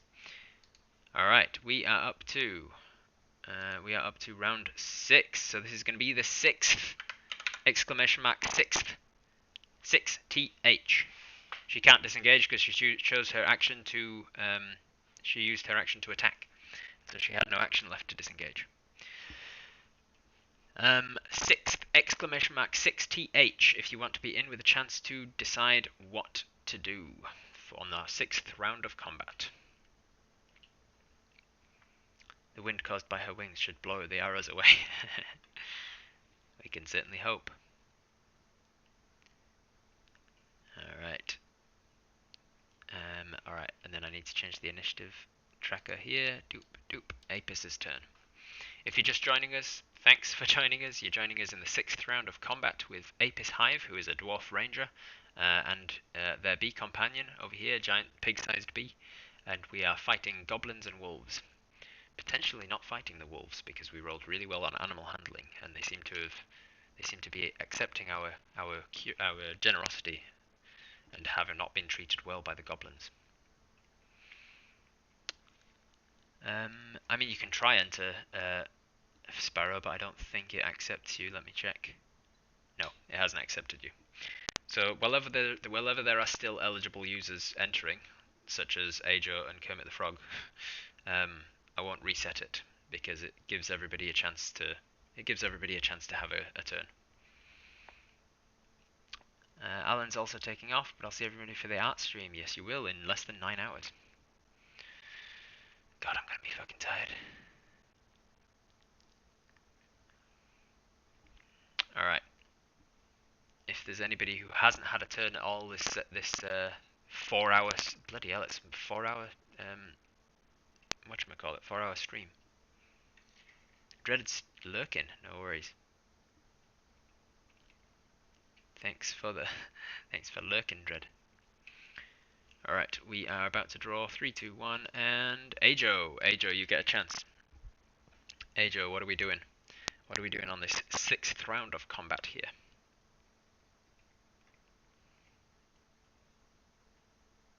Trophies for all! Trophies for everyone! Hey, Dread, they don't get trophies unless they win this on my fight. perception check, I see you following me. Shambazzle Games, caught following. Thanks for coming. Everybody, Dreaded GM's in the chat, the one that I've been raving about for the last couple of hours. About how I'm going to be on his stream as a player soon. 2 weeks' time for a charity stream.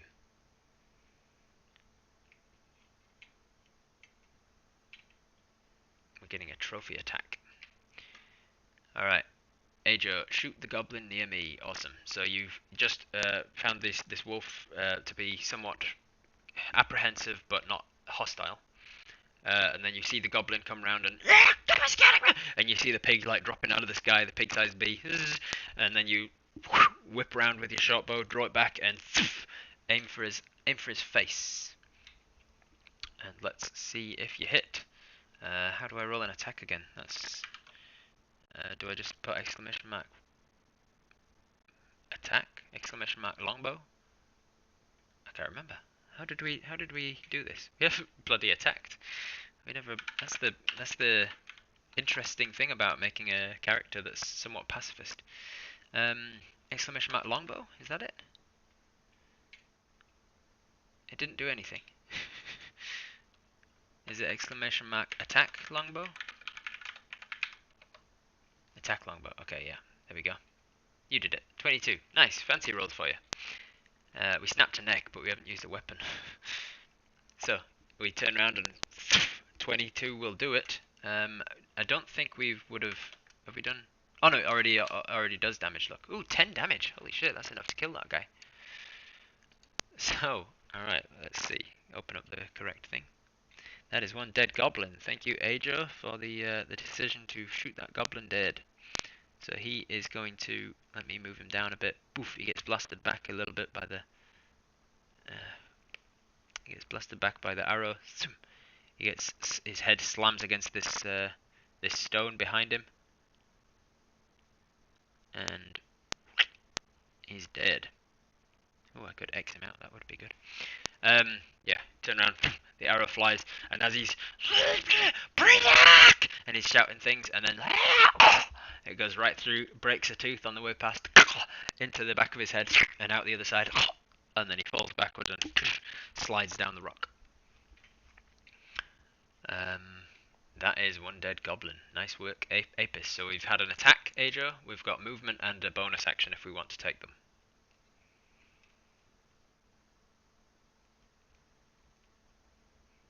What are we doing, Ajo? Movement and bonus, are we going to stay where we are? I don't think there's anything we can do as a bonus action yet. That comes later. But we've got movement if we want to take it. Do you want to go anywhere?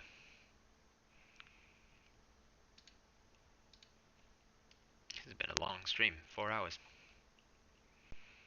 4 hours is about what I expect these to take. 3 to 4 hours. Expand the army. Climb the tree properly? Oh yeah, we could try. Unorthodox tonsillectomy. Mel is wounded, yeah, that's right. We don't have healing though, yeah. So climb the tree. Alright, so we are going to head over to this tree here. As we leave this wolf's melee range, technically it gets an attack of opportunity on us. So, it doesn't attack, but it does see you moving away. And you have just killed something that it's been conditioned to know as its ally, and so it it goes for you again, but it doesn't attack in a way that's trying to hurt. It attacks in a way that's trying to stop, and so it's going to try and get your sleeve. It's basically trying to grapple check. So that is an 18. 18 plus its athletics. That's going to be about a 20, I think.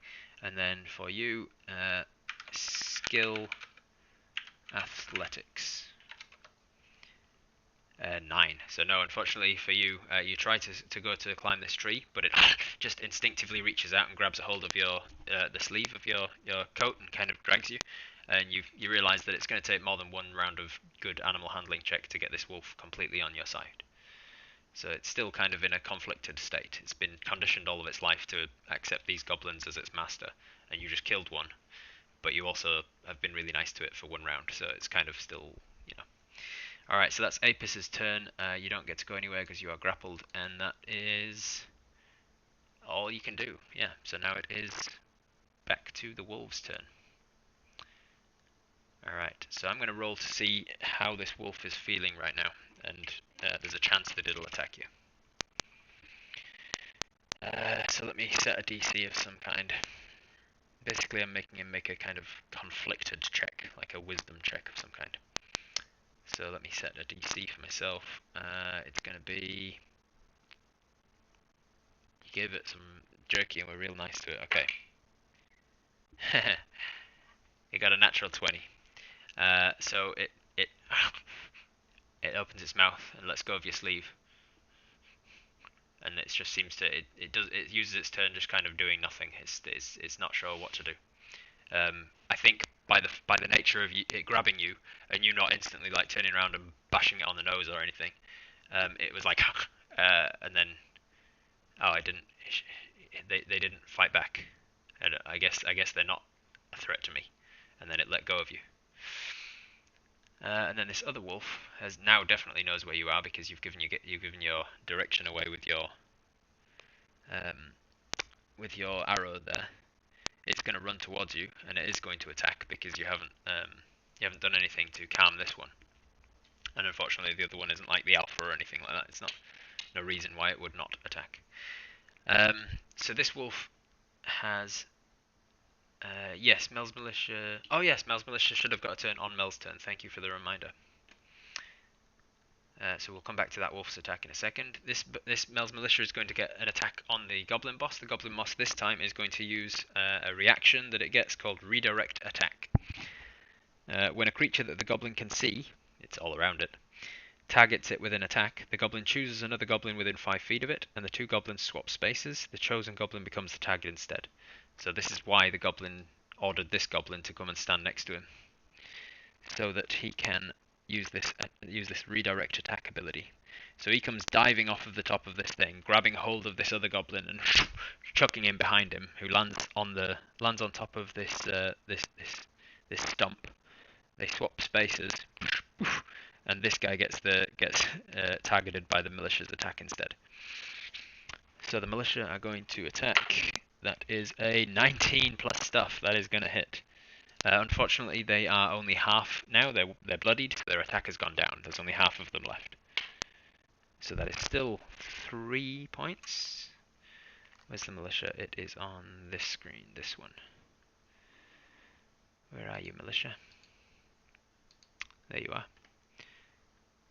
It is, yeah, it's just 3 points of damage to that guy. So he is not dead yet either. But thank you for the reminder. The militia is there. Then this wolf attacks you. It has pack tactics. If an ally is within 5 feet of you, it gets advantage. But technically speaking, that other wolf is not hostile towards you right now, and so it doesn't get its pack tactics. So it doesn't have advantage. It just is going to be a straight roll. Apis' AC, as you can see up in that corner there, you can see is a 13. That shield symbol. That was cocked. And that's a 14. 14 plus stuff on the dice. So that wolf is going to definitely hit. Wish I could see your current setup. It looks like there's a lot there. There is, yeah. Let me give you a glimpse of it. So I've got a monster manual book. I've got my laptop. I've got the screen that this is attached to, the webcam, and I've got another screen over here. And then I've got my dice tray over here with all the dice in it, and my phone over here. So yeah, pretty busy right now. What was I doing? Rolling damage for the wolf. How much damage do wolves do again? I think it's 2d4. Let me double check it.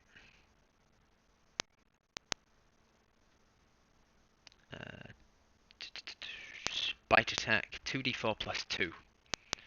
So Apis is going to take damage. I think this is the first time that Apis has taken damage in the campaign so far.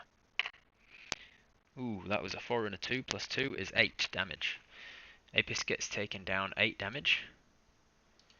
So one of the cool things you can do with Roll20, one of the good features, is that instead of doing the maths and working out what's 13 minus 8, you can just type minus 8 like that, and then press enter, and it does the math for you. It does 13 minus 8. So we took more than half of our damage, so now we are looking bloodied. Quick maps. The new home will have a real life stream lab, hopefully. That's the idea of Savannah. Where my partner and I are looking at buying a house, and so one of the prerequisites is that it has to have a spare room that I can use as a recording studio of kind of. No, like flavor-wise, yes, Sparrow. It was sort of thrown there and poof, stumbled up onto the log, but mechanically it doesn't say anything about it being knocked prone. So it got thrown up onto his knees and he managed to stand up again. What was I saying? What was I doing? I need you to make a strength saving throw, because one of the things that a wolf has is the target must succeed on a strength saving throw or be knocked prone, because the wolf grabs a hold of your arm and drags you to the ground. So Apis, strength save. So I think we've got that set up to be save strength like that. No, I think it's strength with an E. Save strength. Is that right? No? Oh, saving strength. There we go. Ooh, a 9. That's not going to do it. Alright, so with a 9, unfortunately, that is not enough. And as this second wolf comes in, it kind of leaps up and poof, hits you in the chest and bites on pretty hard into your arm, into your elbow, shoulder. God, it's late. It's 20 past midnight. I'm losing words. It grabs a hold of your shoulder and drags you to the ground. We can re-roll that with inspiration, or we can re-roll it with the horseshoe. The Adventures of Apis is coming to an end. What do you reckon? Inspiration, guys? Should we try that poll?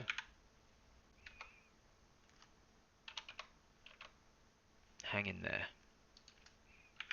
Inspiration? Question mark? Yes. No. Duration. 1 minute. Go.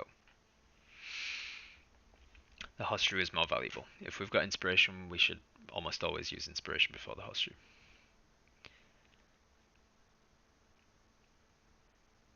The horseshoe does regenerate every day, which inspiration doesn't. But still, the horseshoes can do more. The horseshoes are more valuable, but horseshoe should be a poll option. Yeah, I agree. All right. So we can potentially re-roll that saving throw if we don't want to be knocked prone. We still take the damage, but we might not land on our backs, which gives the wolf advantage on his next attack. You can earn inspiration again by playing in character. We can't re-roll the attack. You could have used the 100% of people saying yes to use the inspiration. All right, you could have used the horseshoe to re-roll the wolf's attack, but it's too late to do it now. You need to say that immediately if that's the thing that's going to happen. You say no, horseshoe, and get everybody in chat to say horseshoe, because otherwise I end up rolling the damage, and then you get knocked prone, and then you're like, oh, retcon. I don't like how it turned out. Like if I'd have rolled the damage and got 2 1s and been like, oh, it's only 3 damage or whatever, then you'd have been like, oh, maybe we can let that go, and that feels too metagamey. You're waiting to see what the outcome is before you decide whether to re-roll, and that's not really the idea of it. All right, so we are going to use the inspiration. We've decided as a unanimous vote. So the inspiration is gone, but we are going to redo. Can't just shout undo because we don't like the results, pretty much. So we are going to re-roll that saving throw and hope for something better than what we got before. A strength saving throw. We got a 4 this time. We got a natural 1. A natural 1 plus 3.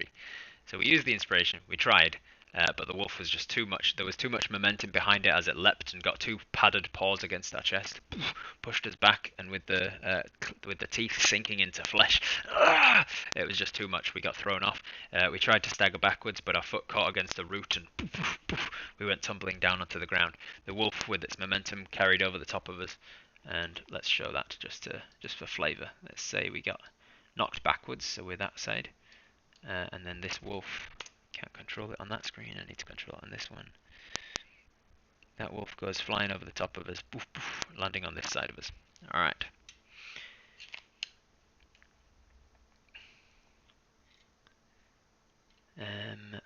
Worth it. Worth it. Alright. Poppy, you will be remembered. Hey, it's not all over. It's not all over, man. It's not all over. So, where the hell are we? Where was I? Wolves. That was both wolves a turn. So now it is the Goblin Boss turn. Goblin Boss. Goblin Boss. Doobie doobie doobie doobie Goblin Boss. That's my Goblin Boss song. It shows you that it's nearly midnight. The Goblin Boss is going to...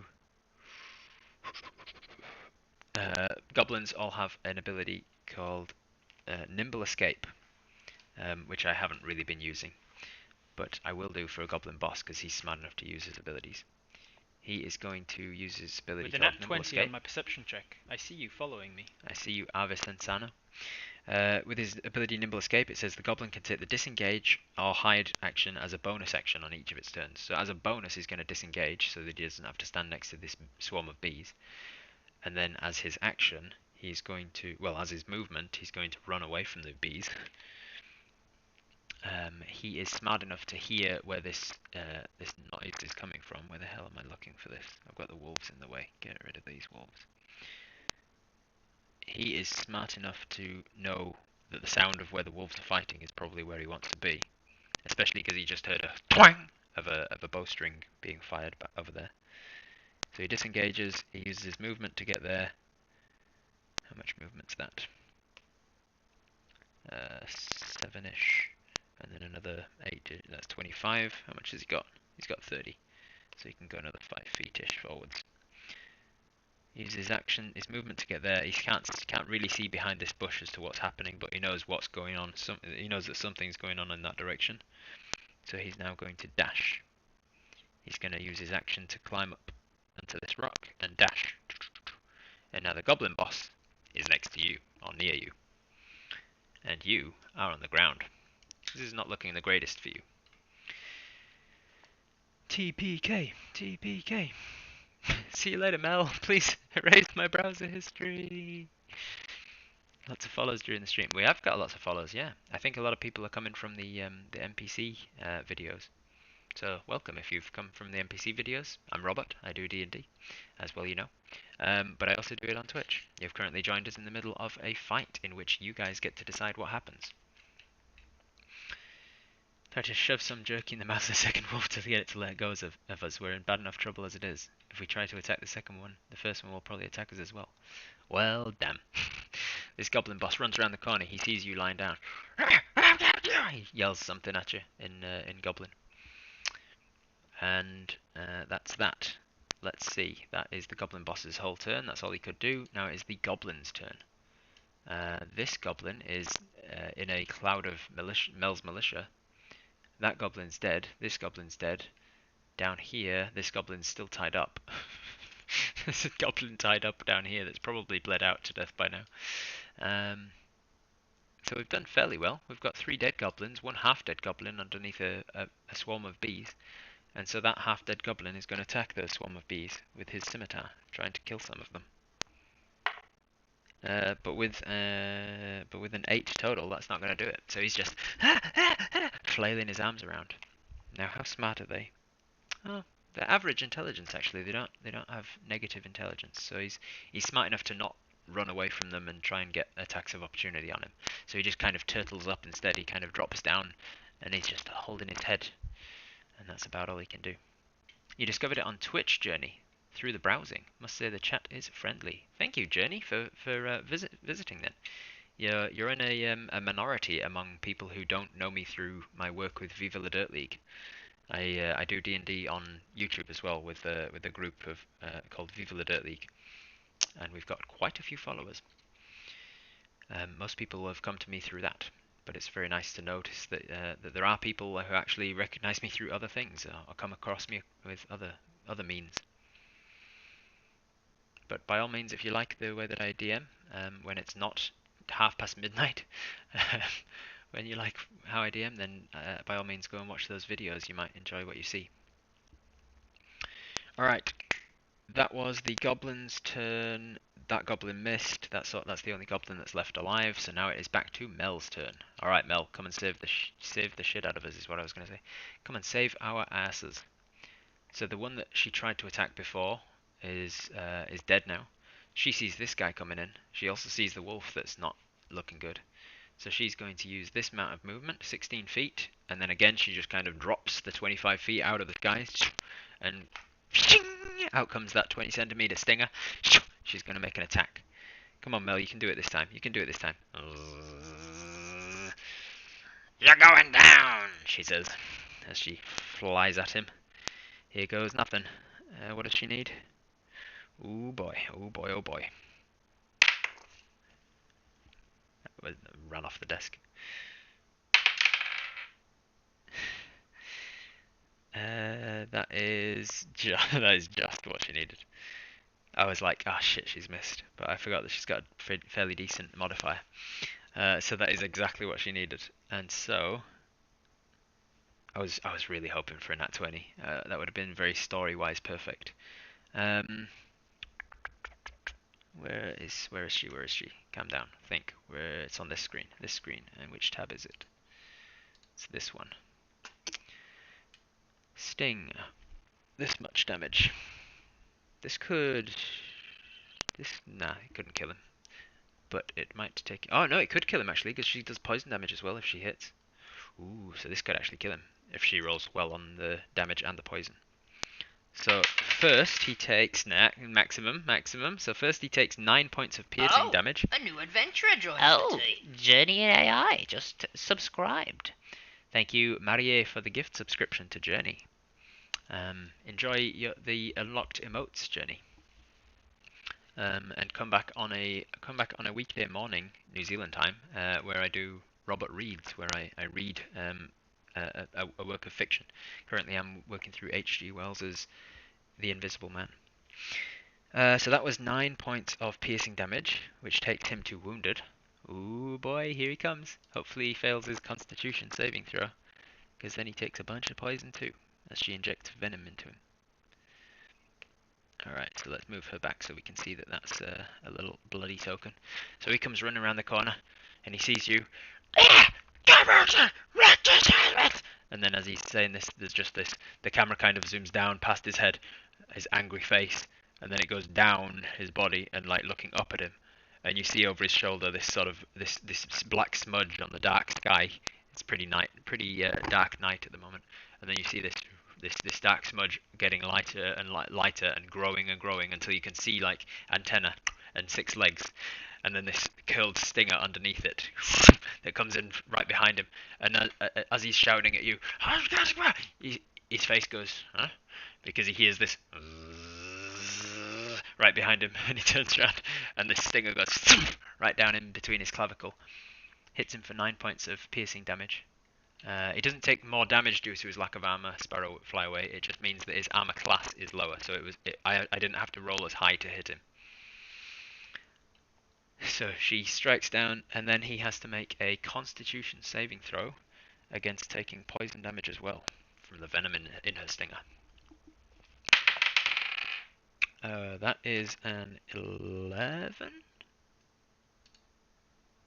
Where are you, Mel? Where are you? Ah, no. Alright, 11 is what he needed. So he just makes it, but he takes half the damage instead. Poison, blah blah blah blah. Blah blah blah blah. So half of that. Okay, so he takes half of the following. Come on, please be good, please be good, please be good. Hey, it is good. That's 11, halved and rounded up, because in maths we round up, and that's how I do it. So halved and rounded up is 6 points of damage. She rolled really well on that. She was one off of rolling maximum the whole time. So that is 11 halved 6 onto that is 9, 15 from that, and then his Mel's militia damage. He's not dead. He's not dead, unfortunately. He's damn close, but he's not dead. She stings him, and then she pulses her abdomen and just injects him with venom. Apparently, she stung him between sort of intramuscular, and it didn't get right into the bloodstream. So it hurt like hell, but it didn't kill him as much as possible. Hey, Befriending, that's a new name. How's it going? Kill everyone or no balls.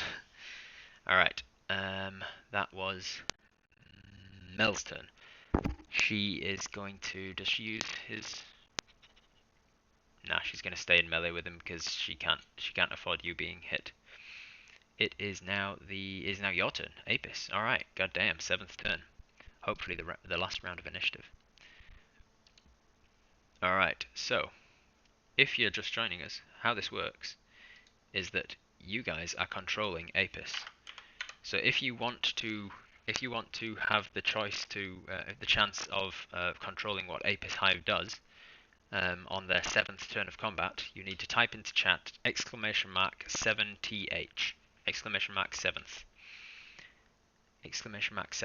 7th.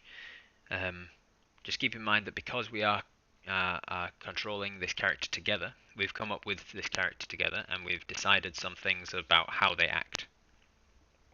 So for instance, they only kill when necessary, they will always help an animal in need, they're not like just some crazy psycho that just goes on a murder spree.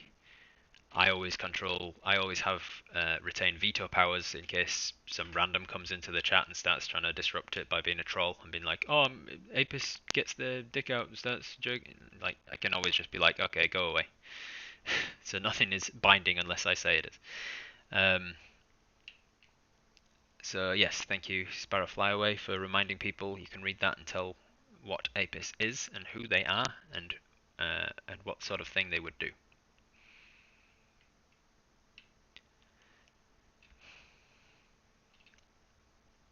It might be Kermit. It might have been Kermit, but had there not been some new people joined more recently.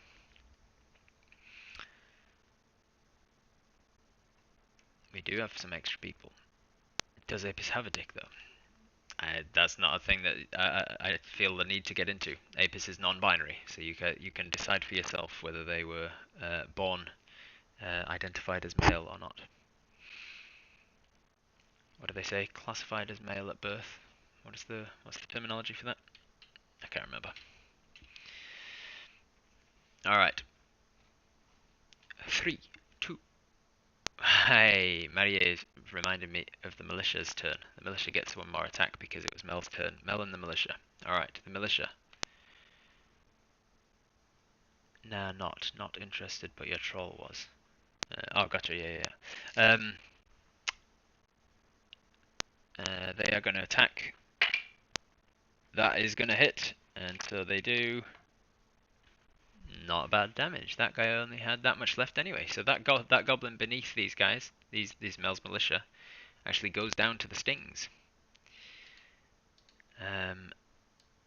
This guy is, unfortunately for him, allergic to bees, it seems. So he goes down. He's not had a good day. So he is dead. Alright. And then these bees, with their turn, their remaining movement, are gonna up in this direction. Alright, so that everybody's looking bloodied. Look at all this blood on the battlefield. I can zoom in now because the entirety of the battlefield is in this tiny little upper half. There we go. So we've got a half health swarm of bees, a half health giant bee, and she is no longer flying high.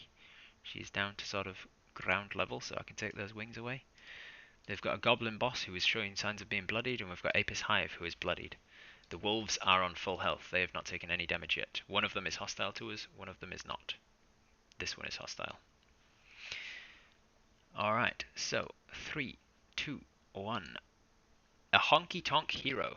A Honky Tonk Hero that's a brand new name in chat. I've never seen you around before, but welcome to the chat, and welcome to the first round of you getting to decide what does Apis Hive do.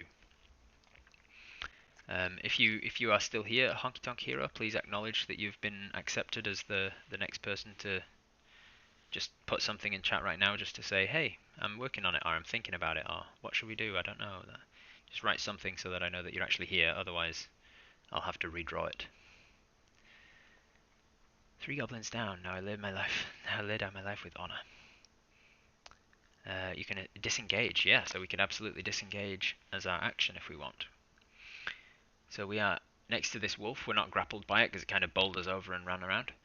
We are prone, so we could use half our movement to stand up, and then we could disengage as our action, and then we could move away from all of the hostile enemies.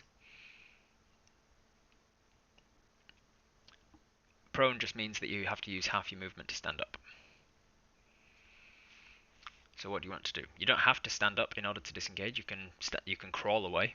You can just only crawl at half your movement speed, so you can crawl away.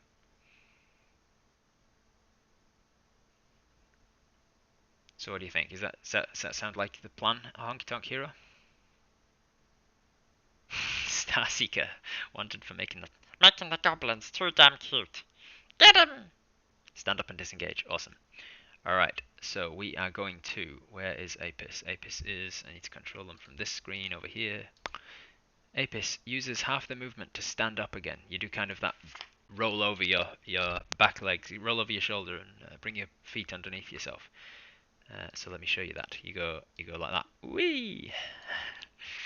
You stand up and then use your action to turn towards the wolf and sort of carefully back away so that they don't get a free attack at you. And then we're going to move. We've got 12.5 feet of movement left.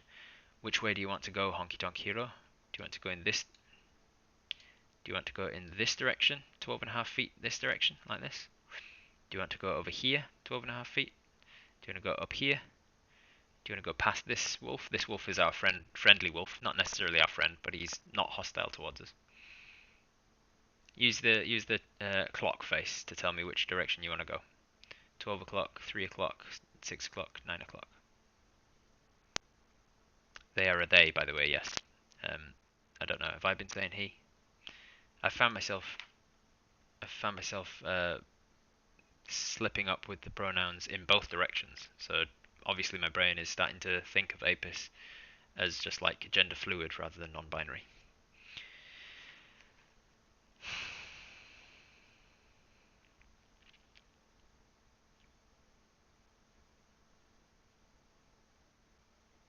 Towards the B, perhaps about 4 o'clock-ish. Okay, cool. So we will move 12.5-ish feet this direction. Yeah, that sounds like a good idea, because we're gonna go between our two allies, the bee and the giant bee. And as we're running, so Apis backs away from the wolf, and as they're far enough away, they turn and run past, and they see this goblin that's just been stung by this massive pig-sized bee, and he's battling with it, and use that chance to run past him without an attack of opportunity. And then you see this swarm of bees, this kind of half swarm of bees, up and over the nearby bush, and you're like, oh, I guess these are with you. You call out to your friend, hey, are these your friends? And Mel's like, yes, I called them to help us. So that's where you're at. All right. So that was movement to stand up, disengages your action. We can't do anything as a bonus because we're a ranger. And so that is Apis's turn. It is now the wolf's turn. The wolves. This wolf is actually going to turn to this wolf and start, and it goes for it in a way to not in an aggressive, gonna try and do damage to you way, but in more sort of a grapple kind of way. It's gonna try and like stop it, and it's seemingly trying to explain to it in wolf-like primitive language or primitive body language that you're not the threat, and that the goblins are. And so they spend their entire turn just kind of fighting amongst themselves. I rolled pretty well on his grapple check, so this one is now grappled by this one, and they're fighting each other. And then it is the Goblin boss. Goblin boss, Goblin boss. Ooh, gobbly, gobbly, gobbly, Goblin boss. I wonder who's he's going to attack. He's got a giant bee that just stung him in the neck. He's going to try and attack that one, I think. Goblin boss. Yep, he's going for Mel. He's going for Mel. Alright. Let's go with this. She has a... She has the same armor class as you by the looks of it. But she's pretty dexterous. Alright. Did my befriending attempt just help us there? It certainly did, Sparrow. We rolled really well on animal handling check twice. And so we kind of worked out what was happening there. And he managed to... Hey, that's not going to hit. Just as well. That's a 12. It was one under her armor class. So he strikes out with the scimitar, but he's striking out with the same shoulder that was just stung, and so the muscle just as he's like trying to tense that muscle to bring the sword round and strike her, it just like won't respond to him because it's still got all the venom kind of pulsing through, and he brings his shoulder down. Goblin bosses, however, they have a feature called multi-attack. The goblin makes 2 attacks with its scimitar, but the second one has disadvantage. That's part of the text. So the second one has disadvantage, which means, for anyone who doesn't know, disadvantage means you take 2 of your d20s, you roll them, and you take the lower of the 2 number. That is a natural 20 or a 7. So with disadvantage, he takes the 7, plus 4 is 11. 11 does not meet 13, so he does not hit her. So he strikes out. There's a muscle twinge in his shoulder, and it doesn't allow it to hit. He brings it up again, and it's just like a real soft kind of strike across. And it does like the blade does cut across her, but thankfully it cuts across the stinger, and the stinger just doesn't actually allow for it to get any purchase or anything. So he cuts across. He can't get any purchase for her. That was his attack. He can't do anything else. Oh, he can take the disengage as a bonus action because he's a goblin. So he is going to do that. He's certainly going to try and get the hell away from her because she is dangerous. And he's lost all of his friends now, so he is going to run over this way. He's going to disengage and then run behind these wolves who are fighting. And that's all he can do. Ooh boy, ooh boy. Then it is the goblins. I think all the goblins are dead now. Dead or incapacitated, like this guy all the way down here. Hello. He's just like, something going on over there? I don't know. Okay. No, don't mind me. I'll just stay down here. Do. And all of his comrades are dead. All right. That is the goblin boss. That is all of the goblins, so I can take them off initiative entirely, and it's back to the top of the round with Mel. Alright, let's do this, Mel. Let's try and take him out. So she's going to fly over the top of the wolves, and she gets down behind him. Unfortunately for him, he can only move at half of her maximum flying speed, so she can definitely keep him. Yeah, he's super grateful that he got goblin napped because he could have had a lot worse. He could have had his neck snapped, or he could have had an arrow through the mouth. He could have been torn apart by bees, or stung by a massive pig-sized bee. No, she's smart enough to fly over the top of them and sting him from the other side, or at least try to. All right, come on. Here we go. 11 plus 5 is enough to hit. So he is, thankfully, because he's not wearing his shield, having just woken up, and so he's not going to get it. So he first takes the piercing damage, which is 3 plus 3, I think. 3 plus, yeah, because she did 9 earlier. So 6 points of piercing damage, which is enough to kill him anyway. But just for fun, let's see if he would have taken the full poison as well. He made the save. So he would have taken a further 8 points of poison damage. So Mel comes flying in. She sees him kind of disengaging. He's running, he's limping, he's hobbling away. He's just trying to get out of there. He's trying to put himself between, trying to put the wolves between him and you, so that he can like leg it, because he can disengage every round and he can just keep like nipping between the bushes and hiding and stuff. But he just has to stay alive. That's all he's focused on. He's trying to stay alive. And he runs and he runs and he runs, and then Mel just comes over the top of him, and it's like a drone strike for him. He's like, oh fuck, what's happening? What's happening? Oh god! And then he just comes, and he doesn't even see it coming. All he sees is this point of a dagger-like sting, sticking through his right next to his sternum. He looks down, and then drops to the ground dead.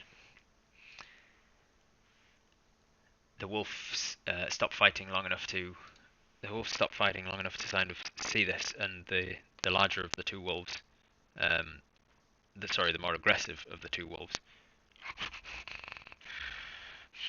it walks over to the goblin boss, nudges him with his nose. He starts to bark next to his face, and then without warning, he just digs into his face and starts to tear him apart. It seems like this wolf has had a grudge to bear against this goblin for a long time, and now that he's realised that he is vulnerable and or dead, he's just going to go for it. And so this wolf starts to tear into him. She takes off and flies over this way, and this wolf as well runs over and starts to just tear this guy apart.